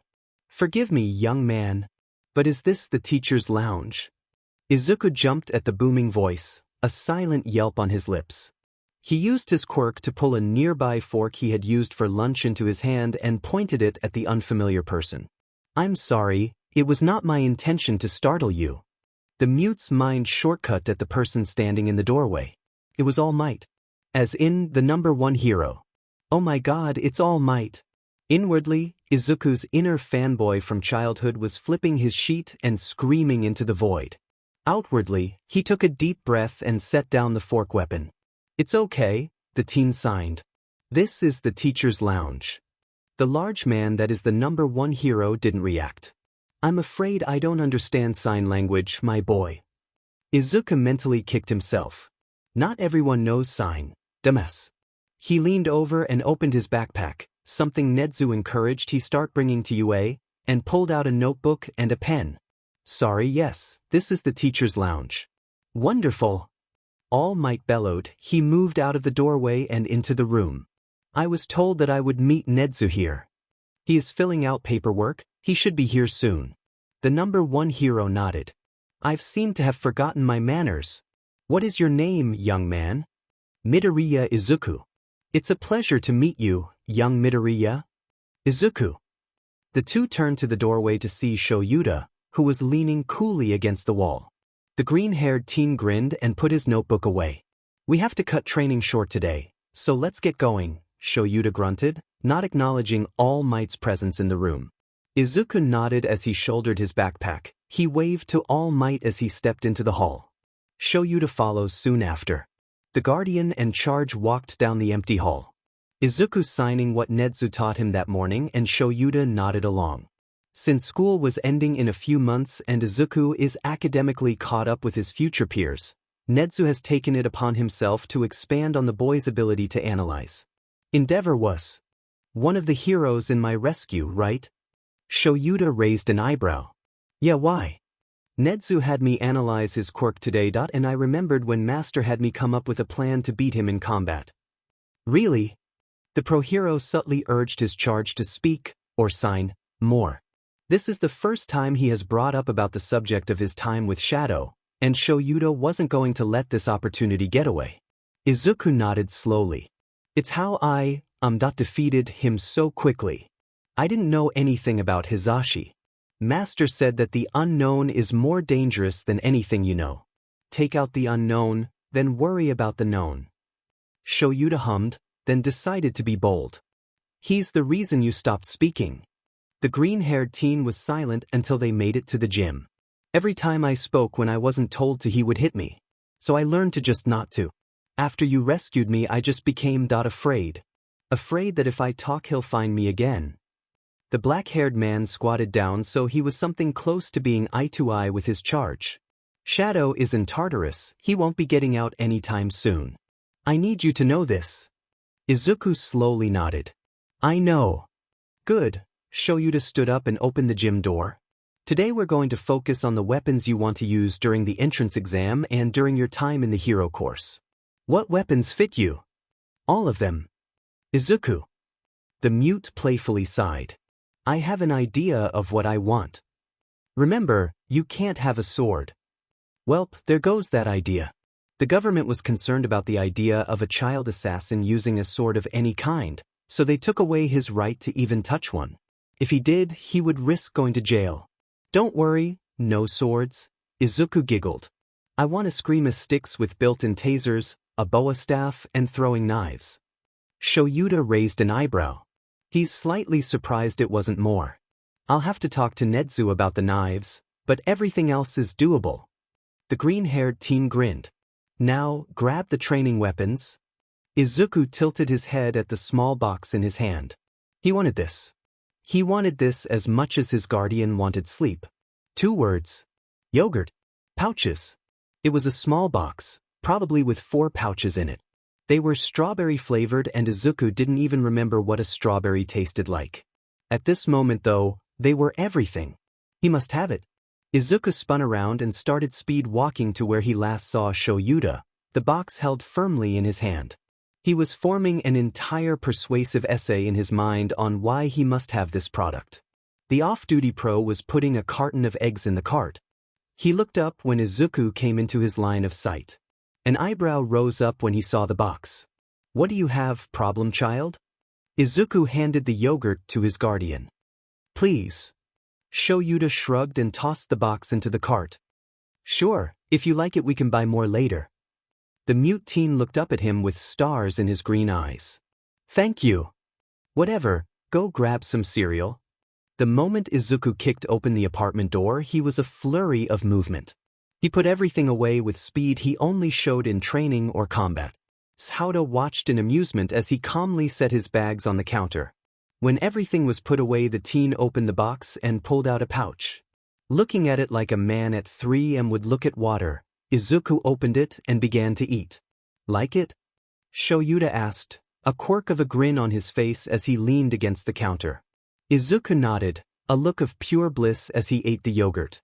This is the greatest thing in the world. The destruction of a human-sized training robot filled the summer day as Izuku expertly swung a metallic silver boa staff around with a gleeful smile on his face. Once the robot was destroyed, he stopped to admire the new weapon. He found it balanced, and when he pushed a button near the middle it collapsed until it was only the handle. Izuku set down the silver weapon and picked up eskrima sticks made from black metal. He leapt back into the fight when another robot activated. It was quickly beaten with a strong electric shock and a few powerful hits. The green-haired teen set the weapon next to his boa and raised an eyebrow. He picked up something that looked like an enlarged needle. It was a throwing pick. Shoyuta explained it before he had to leave for a meeting. Netsu thought that throwing picks would be more useful than throwing knives for what he was using them for. Izuku called bullshit, but he would give them a try. He grabbed his water bottle, after making sure it was empty, and placed it carefully on the table that held his new gear. Izuku snatched a few throwing picks and moved a good distance away. He carefully aimed before throwing it. It flew through the air and went into the top of the water bottle, causing it to topple over. The green-haired teen hummed and examined the second pick in his hand. He hasn't used these before, so he would need to train with it more in order to confidently use them in battle. To trust the weapon to keep him safe. With observation, they fly through the air smoother than knives, being lighter and skinner. They become almost invisible through the air. The picks might not be strong enough to hold an opponent down for more than a few valuable seconds. He would have to find out on a person willing to test it after refining his aim on them. Izuku shrugged and walked back towards the table, picking up the eskrima sticks. Time to have some fun. Hello again, young Midoriya. Izuku waved to All Might in greeting before focusing back on a news article about Present Mike, who knew Hisashi had a temper when his hair was down. The green-haired teen absent-mindedly ate his yogurt pouch, He clicked on a different article that was recently updated.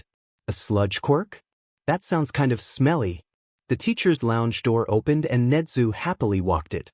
Evening, Midoriya. All Might. Izuku gave a nod as Nezu and All Might began to converse about the number 1 hero's future classes. The mute teen only paid half attention. He mostly focused on reading the news. Midoriya. The green-haired teen looked to Nezu, who was still wearing his usual smile that scared Izuku a little bit. His green eyes jumped between the calm principal and nervous All Might. Izuku shrugged and stood up from his seat, slipping his phone in his hoodie pocket. He waved as he left the room. Izuku wandered around the halls of U, not knowing where to go. Deciding to find Shoyuta, he walked towards his guardian's classroom, where he was most likely napping. The green-haired teen took a deep breath and finished his yogurt pouch. It was melon-flavored, while it was good. It wasn't strawberry-flavored good. He threw the empty pouch in a nearby garbage can.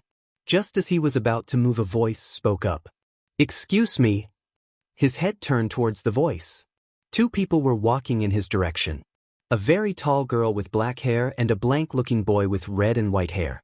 "Sorry to bother you," the girl gave a friendly grin. "But could you, by chance, lead us to the conference room?" Izuku examined both of them as he remembered that the kids recommended to UA will be coming in to be interviewed. The mute teen nodded and signed. "Sure, just follow me." The 2 toned-haired boys seemed to focus more as the girl's grin fell a bit.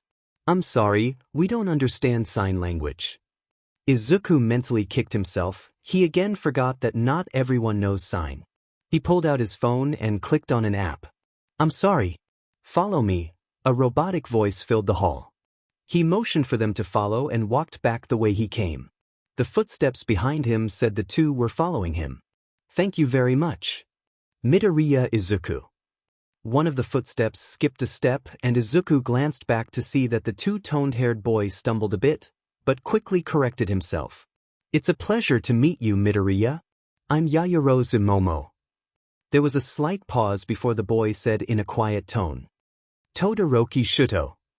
The name rung a bell, but Izuku decided to research later. They turned a corner and he pointed at a door with several other teens around it. "Thank you again, Midoriya." Izuku waved as he disappeared down the hall.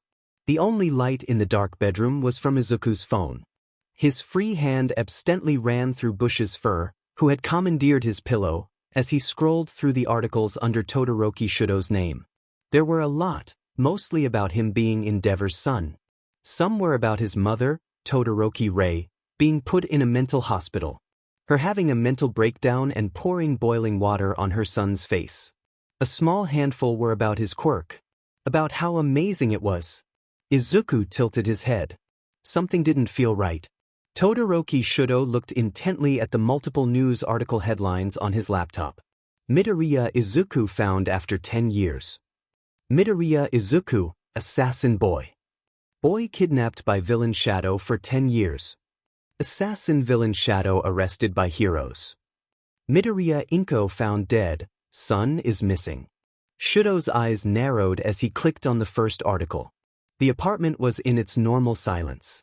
Izuku laid on the couch, a textbook in front of him. On the floor, Shoyuta was asleep in his sleeping bag. Bush was playing with a loose strand of her owner's hair, chewing on the messy end. Tomorrow was the entrance exam.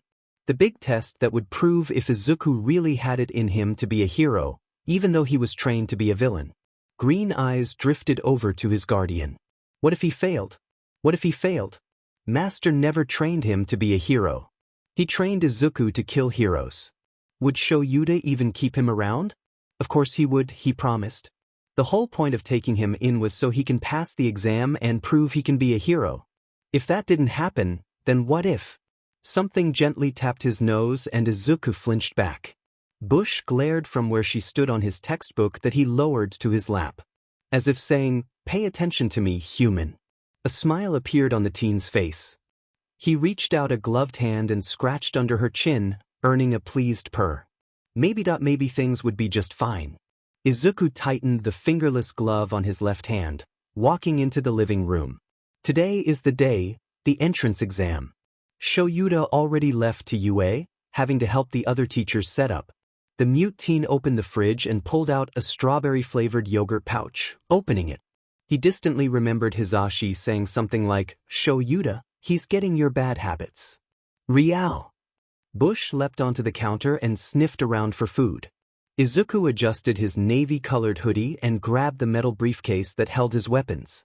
He waved a goodbye to Bush and left the apartment, making sure the door was locked behind him. The walk to UA was different. He has never walked the streets alone. Shoyuta was always around. It was silent as usual, but it was the lonely type of silence. He spotted the gates of UA. Izuku has seen these gates 100 times by now, but this time felt different. Whatever happens today will decide his very future. Taking a deep breath, Izuku walked through the gates, blending in with the other teens taking the exam. Well, not really. Everyone else were wearing their school uniforms, while he just wore a hoodie and sweatpants. Green Eyes observed the other kids around him. Any one of them could be his future classmates. A hand fell on his shoulder and Izuku tensed. Not everyone is an enemy. Deku. Izuku's eyes widened. He hadn't heard that nickname since. He spun around and green met red. Is that really FNGU Deku? Kaken. His childhood friend has grown up, of course. But he still had the spiky blonde hair and passionate red eyes. Kaken. Bakugo's eyes narrowed at the use of sign. Just talk to me, you nerd. Izuku's eyes lowered and he shook his head. His childhood friend's face turned angry at this. Why the F not? The yelling got a few stares, but they both ignored them. Bakugo took a deep breath, seemingly calming himself down. It's because of whatever that shitbag did, isn't it? The green-haired teen looked up with wide eyes, but nodded. Let's get inside, we have a lot to talk about. Yeah, whatever. Izuku sat next to Bakugo as students filed into the exam room. The two conversed a bit, Izuku using sign and his childhood friend responding with his voice. Suddenly, the lights turned on and spotlights pointed at the stage. Everyone quieted down at the sight of present Mike. What's up, my candidates? Welcome to my show today. Come on. Let me hear ya. Hisashi paused, but was met with silence. Izuku felt bad and gave the air a fist bump. Keeping it mellow, huh? Then I'll quickly present to you the rundown on the practical exam. Are you ready? Yeah. More silence. Izuku gave a smile for his uncle figure. As it says in the application requirements, you listeners will be conducting 10-minute mock urban battles after this. The screen behind Hisashi changed as he spoke. You can bring whatever you want with you. After the presentation, you'll head to the specified battle center. Sound good?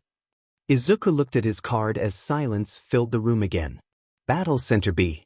Green Eyes quickly flashed to look at his friend's card. Battle Center A. Izuku couldn't hide the disappointment on his face. He would be separate from his childhood friend once again. Guess we'll talk after the exams, nerd, Bakugo scowled. Don't look too effing disappointed about it, dumbass. Hisashi spoke up again. 3 different types of foe villains are stationed in each battle center. You'll earn points based on their level of difficulty. Your goal, dear listeners, is to use your quirks to earn points by immobilizing the foe's villains. But check it. Attacking other examinees and unheroic actions are prohibited. A hand shot up in the crowd. Excuse me, sir. May I ask a question? Hit me. A light shone on the teen as he stood up and pointed at the printout. On the printout, there are 4 types of villains. If this is a misprint, then UA, the most prominent school in Japan, should be ashamed of this foolish mistake. Izuku dislikes him. He sounds like an butt. We examinees are here in this place because we wish to be molded into exemplary heroes. The teen then turned to point at Izuku, who narrowed his eyes. In addition, you over there with the curly hair. Don't you know pointing is rude? Izuku gave a firm nod. You are not wearing a school uniform. It's disrespectful. If you can't bother to take this seriously, then you should leave immediately. Mind your own demon business, 4 eyes. Bakugo snarled, glaring at the teen. All right, examinee number 7111. Hisashi stepped in before a fight could break out. Thanks for calling in for your request. The screen changed to a pixelated shadow. The fourth type of villain is worth 0 points. That guy's an obstacle, so to speak. There's one in every battle center. An obstacle that will go crazy in narrow spaces. It's not impossible to defeat, but there's no reason to defeat it either. I recommend you listeners try to avoid it. The teen bowed. Thank you very much. Please excuse the interruption. And sat back down. Bakugo sked. Izuku signed. The hole. The light dimmed and a kid whispered something to his neighbor. That's all from me. Hisashi did jazz hands. I'll give you listeners a present our school motto. As General Napoleon Bonaparte once said, a true hero is someone who overcomes life's misfortunes. Go beyond. Plus ultra. Izuku smiled at the quote. Life's misfortunes? Now, everyone, good luck suffering. Suffering? Izuku stood in the back of his group, all of them standing in front of the battle center gate. This is it. He thought as he stared determinedly at the doors. Izuku is going to become a hero. To forge his own path, instead of the one master was forcing him on. You have no strings on me anymore, Shadow. Mom, Deku wasn't at school today. Mitsuki took a deep breath and picked up her young son, placing him on the couch next to her. She looked unusually sad, not that Katsuki thought about it, so did Dad after a phone call a few days ago. He wasn't allowed in the room during the call. Katsuki, I need you to listen to me very closely. His mom sounded very serious and that made him straighten up. Something very bad happened to Auntie Inko and Izuku. So they went to a different place. The blonde boy frowned, anger flashing in his eyes. Why didn't Deku tell me? Where did they go? Mitsuki took a deep breath, keeping her patience. Auntie Inko went to a better place, but we don't know where Izuku is. Katsuki didn't understand. The anger became visible on his face. Then why don't we just go find him? That's what the police are doing. I can find Deku. I'm strong enough. He demonstrated this by creating palm-sized explosions in his hands. We don't need the police. Mitsuki looked at her son with sadness in her eyes and pity on her face. He hated it. You're a little kid, Katsuki. You can't find him. The boy growled and stood on the couch, determination on his face. Then I'll become a hero and find Deku. So we can play together again. He didn't notice his mom glance away. Years passed and Katsue grew up, being 10 years old now. The big kid. Being a big kid meant he understood things better. Katsuki was by no means stupid, he was the top in his class. His teachers and peers constantly spoke about how intelligent he is. So he figured it out. That, a better place, spiel meant Auntie Inko was dead. Murdered, to be exact. Teachers talk when they think students aren't listening. Spoiler alert, students are always listening. She was murdered by the scumbag that kidnapped Deku. Useless Deku. Couldn't stop himself from being kidnapped Deku. Didn't stop Auntie Inko's death Deku. Katsuki grinded his teeth at his parents, red eyes glaring. I don't want to see that useless Deku's grave. Years ago, the Bakugos built a small memorial for their lost Midoriyas.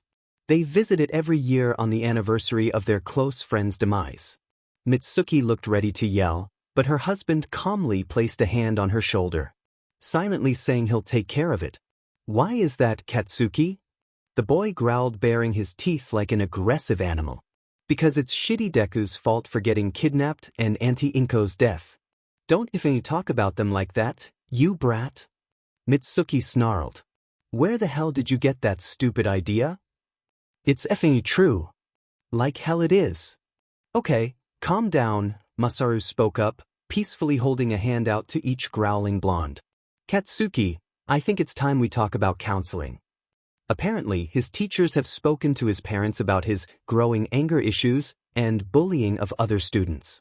Teasage, snitching extras. So his parents have been talking about getting him counseling. What he said about Deki was the final straw, according to his mom.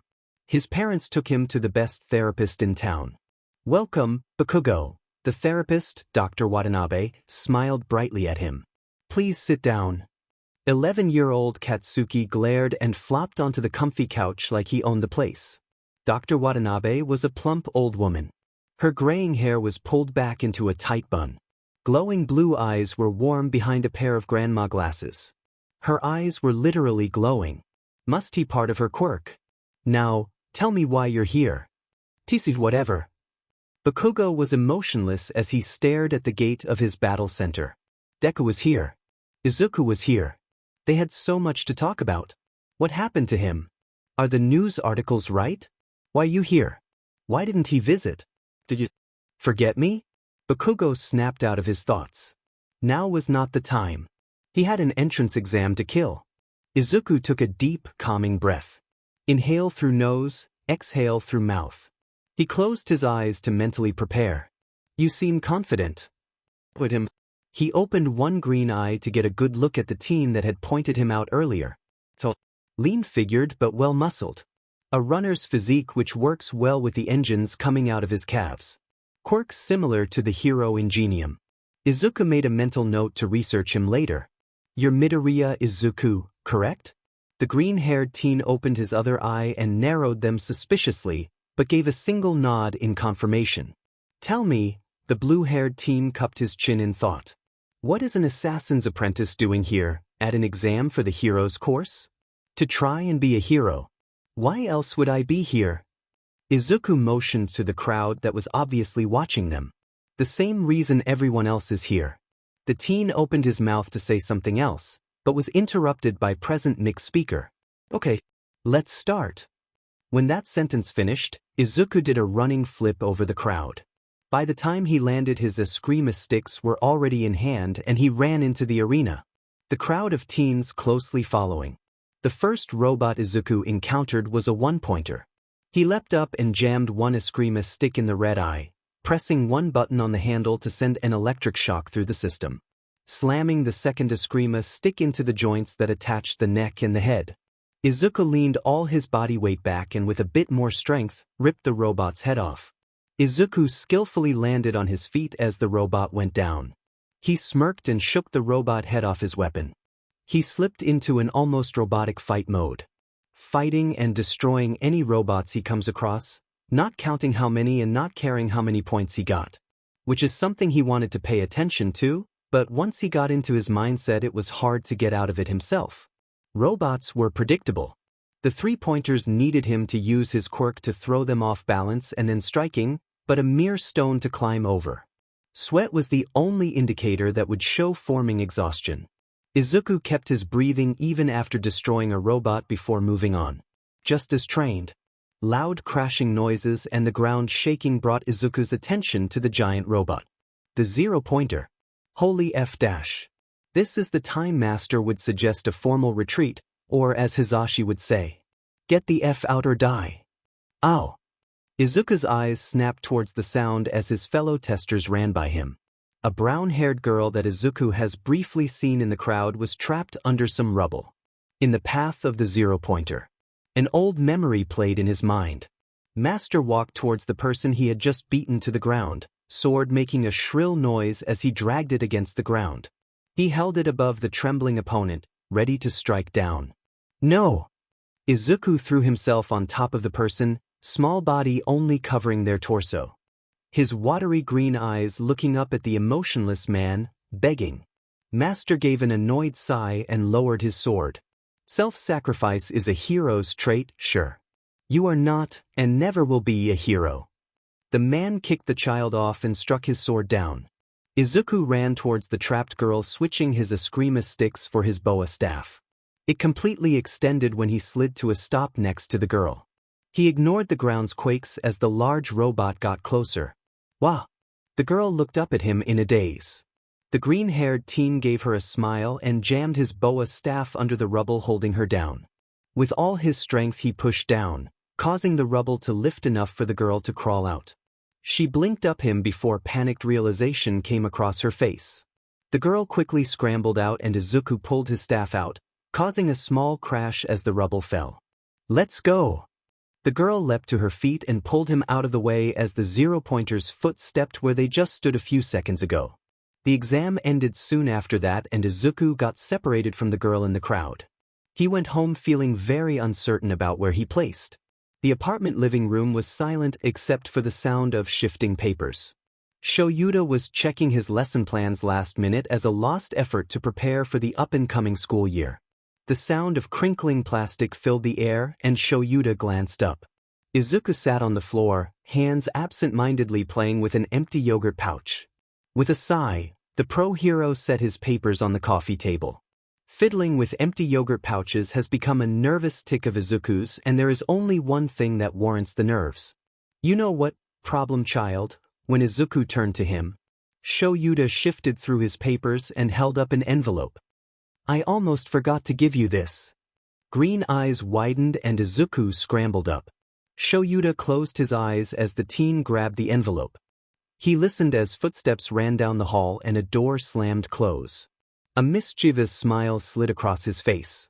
Next school year is going to be interesting. Izuku pouted as Bush got up from her spot on his legs and leapt off the couch. He flipped onto his stomach and playfully reached towards her, half falling off the couch. Wait, no, come back. I love you. Bush, no. He slumped when the gray tabby just ignored him. The entire top half of his body was on the floor while his legs were still on the couch. With a huff, Izuku let the rest of him slip off the couch and just laid on the floor, rethinking the last week or so with his face half smushed into the carpet. He got accepted to UA. Oh my god, I got accepted to UA. Not only did he get accepted into UA, but he was put in the hero course. He made it. He actually made it. Izuku was both excited and nervous. Was this how the other kids felt? He could ask Shoyuta and Hisashi. Or Kaken. Speaking of Kaken, the green-haired teen reached a hand up and felt around the coffee table. His finger gently hit the device and he grabbed it, pulling it down to the floor. Opening it, he scrolled through his slowly growing contact list. He found the one labeled Kaken. Clicking the contact led him to the message app. Is it normal to feel excited and nervous about school? Izuku hit send before flipping onto his back, leaving his phone on the carpet near his head. His eyes drifted to Shoyuta, who was leaning against the couch. I'm going to the mall to get some stuff. Wanna come? With? The teen nodded and stood up, scooping up his phone and slipping it into his hoodie pocket, ignoring when the phone vibrated in his pocket. Let's go. Izuku was overwhelmed. He stuck close to Shoyuta, a hand holding onto his guardian's sleeve tightly. The man didn't seem to mind too much. There were so many places and people. So many people. They were brushing his shoulder and arm. Sometimes he would get nudged. He didn't like it. Can they please stop touching him? Arf. Izuku snapped his head up towards the bark. Through the crowd of people a pet shop came into view. His interest was caught. Izuku gently tugged on Shuta's sleeve to catch his attention. When the black-haired man turned his head towards the teen, he pointed at the store. The pet shop? Izuku nodded. Okay, we aren't getting another pet. Izuku gave another nod as he excitedly walked towards the store. The first thing he saw were kittens. Cute, adorable, tiny kittens. Excitement and wonder filled his green eyes as he smushed his face against the window, in utter awe of the litter of kittens playing in front of him. Shoyuta nudged Izuku's shoulder. Don't smudge the glass. He scolded. Izuku immediately pulled away, but kept looking at the kittens. His eyes drifted into the stop. More cats. The green-haired teen quickly walked in, closely followed by his amused guardian. Izuku had to look at every single pet, cooing over all the kittens and puppies. One pet caught his eye and kept his attention. A dapple-furred kitten with green eyes that stared into his own. The paper on the window said she was a main CN. She was the cutest thing he has ever seen. She kept on pawing at the glass in where his face was. Izuku's face started hurting with how much he was smiling. He placed a finger on the glass and the kitten ran her cheek over it on her side. Izuku, Shoyuta squatted down next to his charge. Time to go. The silent teen was tempted to ask if they could get the kitty, but remembered Shoyuta saying that they won't get another pet. With one last glance at the mewling kitten, Izuku followed Shoyuta out of the shop. Shoyuta looked up from the washer when Izuku walked into the laundry room, phone in hand and curiosity in his eyes. Just washing your uniforms for tomorrow, the black-haired man smirked. Interested in learning how to work a washer? Izuku wrinkled his nose at the mention of the uniforms, but wondered closer to watch. You put the softener in here. Shoyuta pulled open a section of the washer and poured the detergent into its marked section. He pushed the hatch closed, hand hovering over the knob. We'll leave it at normal and you just press the start button. Izuku blinked in awe as the machine rumbled to life. He smiled before handing his guardian to show him what's on screen. Kaken. Eignerd. The old hag keeps on harping about you coming over to hang out. Shoyuta slid his eyes up to look at the teen. Do you want to?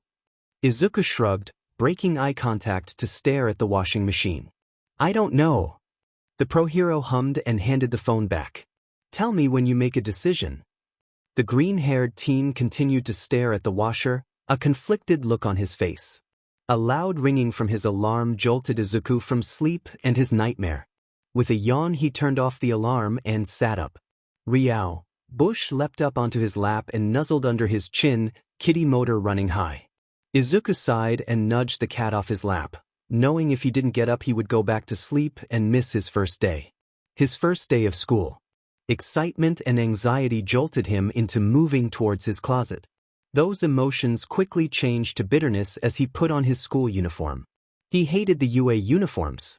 They were scratchy, constricting, and stuffy. Izuku walked into the kitchen with a displeased look on his face. He placed his backpack on the couch and sat at the counter, expression turning happy when Bush jumped onto the counter and sniffed for food. No, you mangy pest, Shoyuta sued her off the counter as he placed a plate in front of his charge. I gave you food already. Bush meowed and lunged for Izuku's ham and eggs. She was stopped by Shoyuta grabbing her scruff and dropping her on the floor. Go eat your food, cat. When the pro hero turned around, the teen, accidentally, dropped a piece of ham on the floor. Izuku quickly finished his breakfast and placed his dishes in the sink. He moved to grab his bag and swung it over his shoulders. Let's go, problem child. Shoyuta plucked his keys from the hook and opened the door. The teen smiled and walked out the door, a slight skip in his step. Today is the mark of a new time. Once they made it to UA, they split up. Shoyuta leaving to do whatever he's going to do before he meets his class, and Izuku going to find his classroom. Shuta's class. Izuku blinked a few times as he walked through the halls, shock going through his system. He completely forgot it was Shuta's classroom until now. This will be the most interesting year since he was 4. He stopped in front of the Class 1A door. Closing his eyes, Izuku took a deep breath. This is one of the biggest steps in his path of proving he can be a hero. A boy trained to kill powerful people with or without powerful quirks. An assassin that refuses to kill. Holding on to the dream of a little boy whom is long gone. A little boy who died 9 years ago. It's time to prove he can be a hero and that Master Shadow no longer controls him. Izuku opened his eyes, fierce determination in his green irises. He opened the door. Izuku opened the classroom door and froze. Is this the right classroom? Take your feet off of that desk now. Huh. Bakugo smirked at the blue-haired teen, his feet on the desk. Izuku decided to ignore their argument and sit in the seat behind his childhood friend, getting a brief nod of acknowledgement from the blonde. Let's start over. I'm Tenya Ida Dash. A name for a recurring face. Ida. The hero ingenium. Izuku did some research after the entrance exam. Tenya Ida is the younger brother of the hero and obviously plans to follow in his older brother's footsteps. Izuku scanned around his other classmates. He recognized a few of them from the exam. His green eyes paused on Yaoyorozu and Todoroki in the back. Yaoyorozu noticed him looking at them. She gave him a smile and polite nod. Manners expected from someone raised in high class. She's nicer than what Master told him about the high class. Izuku raised a hand and waved awkwardly. He made eye contact with Todoroki. The look on the dual-haired boy's face. It's the same look Izuku has when he analyzes his opponents, looking for weaknesses to exploit. Izuku gave a nod before turning his eyes forward, one hand moving to unconsciously adjust his fingerless glove. A finger slipping under to gently caress the scar tissue hidden away. If you're only here to make friends, I suggest you pack up your stuff now. The green-haired teen snapped to attention at Shuta's voice. He turned to look at the door and noticed Ida and the brown-haired girl staring in shock at the floor. Welcome to UA's hero course. Shoyuta somehow stood up in his sleeping bag and unzipped it. It took 8 seconds before you all shut up. That's not going to work, time is precious. Rational students would understand that. Izuku gave a nod. Master was very through with that lesson. Shoyuta turned to the class. Hello, I'm Shoyuta Aizawa. Your teacher. The shock rippled through the class and an amused smile made it onto Izuku's face. In his classmates' defense, Shoyuta does look like a hobo. Right, let's get to it. The pro hero started to dig through his sleeping bag. He pulled out a gym uniform. Put these on and get outside. Izuku calmly stood up and got a uniform from Shoyuta, students getting up to follow his example. A quirk assessment test? Izuku winced and gave an annoyed frown. They're so dim and loud. The orientation. We're going to miss it. The brown-haired girl, Uraraka, he heard her say, cried out. If you really want to make the big leagues, you can't waste time on pointless ceremonies, Shoyuta calmly, but firmly told her. Here at UA we're not tethered to traditions. That means I get to run my class how I see fit. Izuku was pretty sure his guardian would run his class however he wanted anyway. You've taken standardized tests all your lives, but you weren't allowed to use your quirks in exams before. The green-haired teen frowned. That's kind of stupid. The country is still trying to pretend we are all created equal by not letting those with the most power excel. It's not rational. One day, the Ministry of Education will learn. Shoyuta turned to one student. Bakugo, you managed to get the most points on the entrance exam. What was your farthest distance thrown with a softball when you were in junior high? 67 meters, I think. Right? Try doing it with your quirk. Bakugo grabbed a ball and stood in the large white circle in the field. Anything goes, just stay in the circle, Shoyuta instructed. Go on, you're wasting your time. All right, you asked for it, Bakugo started stretching. As he swung the ball, an explosion added more force and made the ball go farther. All of you need to know your maximum capabilities. It's the most rational way of figuring out your potential as a pro hero. Shoyuta held up a device that showed just how far the ball went. The class started muttering about the 705 meters. Izuku made eye contact with his childhood friend. Good job. I'm proud of you. Bakugo blinked before giving a toothy grin. He signed back. You better impress me, nerd. Izuku smirked. Game on. With a bored look visibly on his face, Izuku stood at the starting line of the 50-meter dash, ignoring the spiky red-haired boy stretching next to him. On your mark. He felt the eyes on him. Ready. He tensed and bent his knees. There was a gunshot-like noise and Izuku leapt into the air as his opponent ran. Tugging the invisible line with his quirk, his body jerked towards the finish line. The red-haired boy let out a noise of shock as Izuku flew past him. Just before he passed the finish line, Izuku released his quirk and fell into a smooth roll, landing on his feet as the machine let out 5.13 seconds. Izuku made eye contact with Shoyuta, earning a slight nod of approval. His green eyes lit up and happiness filled his limbs with adrenaline. Maybe he can do this. Izuku frowned at his poor score on the grip test, glancing up as several students cheered for the tall classmate. More training. His smirk slid onto his face as he had his quirk pull him past the sand pit of the long jump. Was this what fun feels like? With people his age? Izuku looked in startled amazement as the short purple-haired classmate bounced himself side to side. The Fu. Test 5. Ball throw. Izuku stared at the ball in his hand before staring emotionlessly out. He pulled his arm back, setting up his quirk to push the ball out of his hand once thrown. The green-haired teen swung his arm and the ball flew. He watched it fly. When it started to fall, he used his quirk to push it from the ground and fly again. Izuku turned to his classmates. Most stared at him in awe while the others looked thoughtful. He wasn't here to impress these strangers. He was here to prove that he wasn't a villain. That even sure could be a hero. To prove on one controlled him anymore.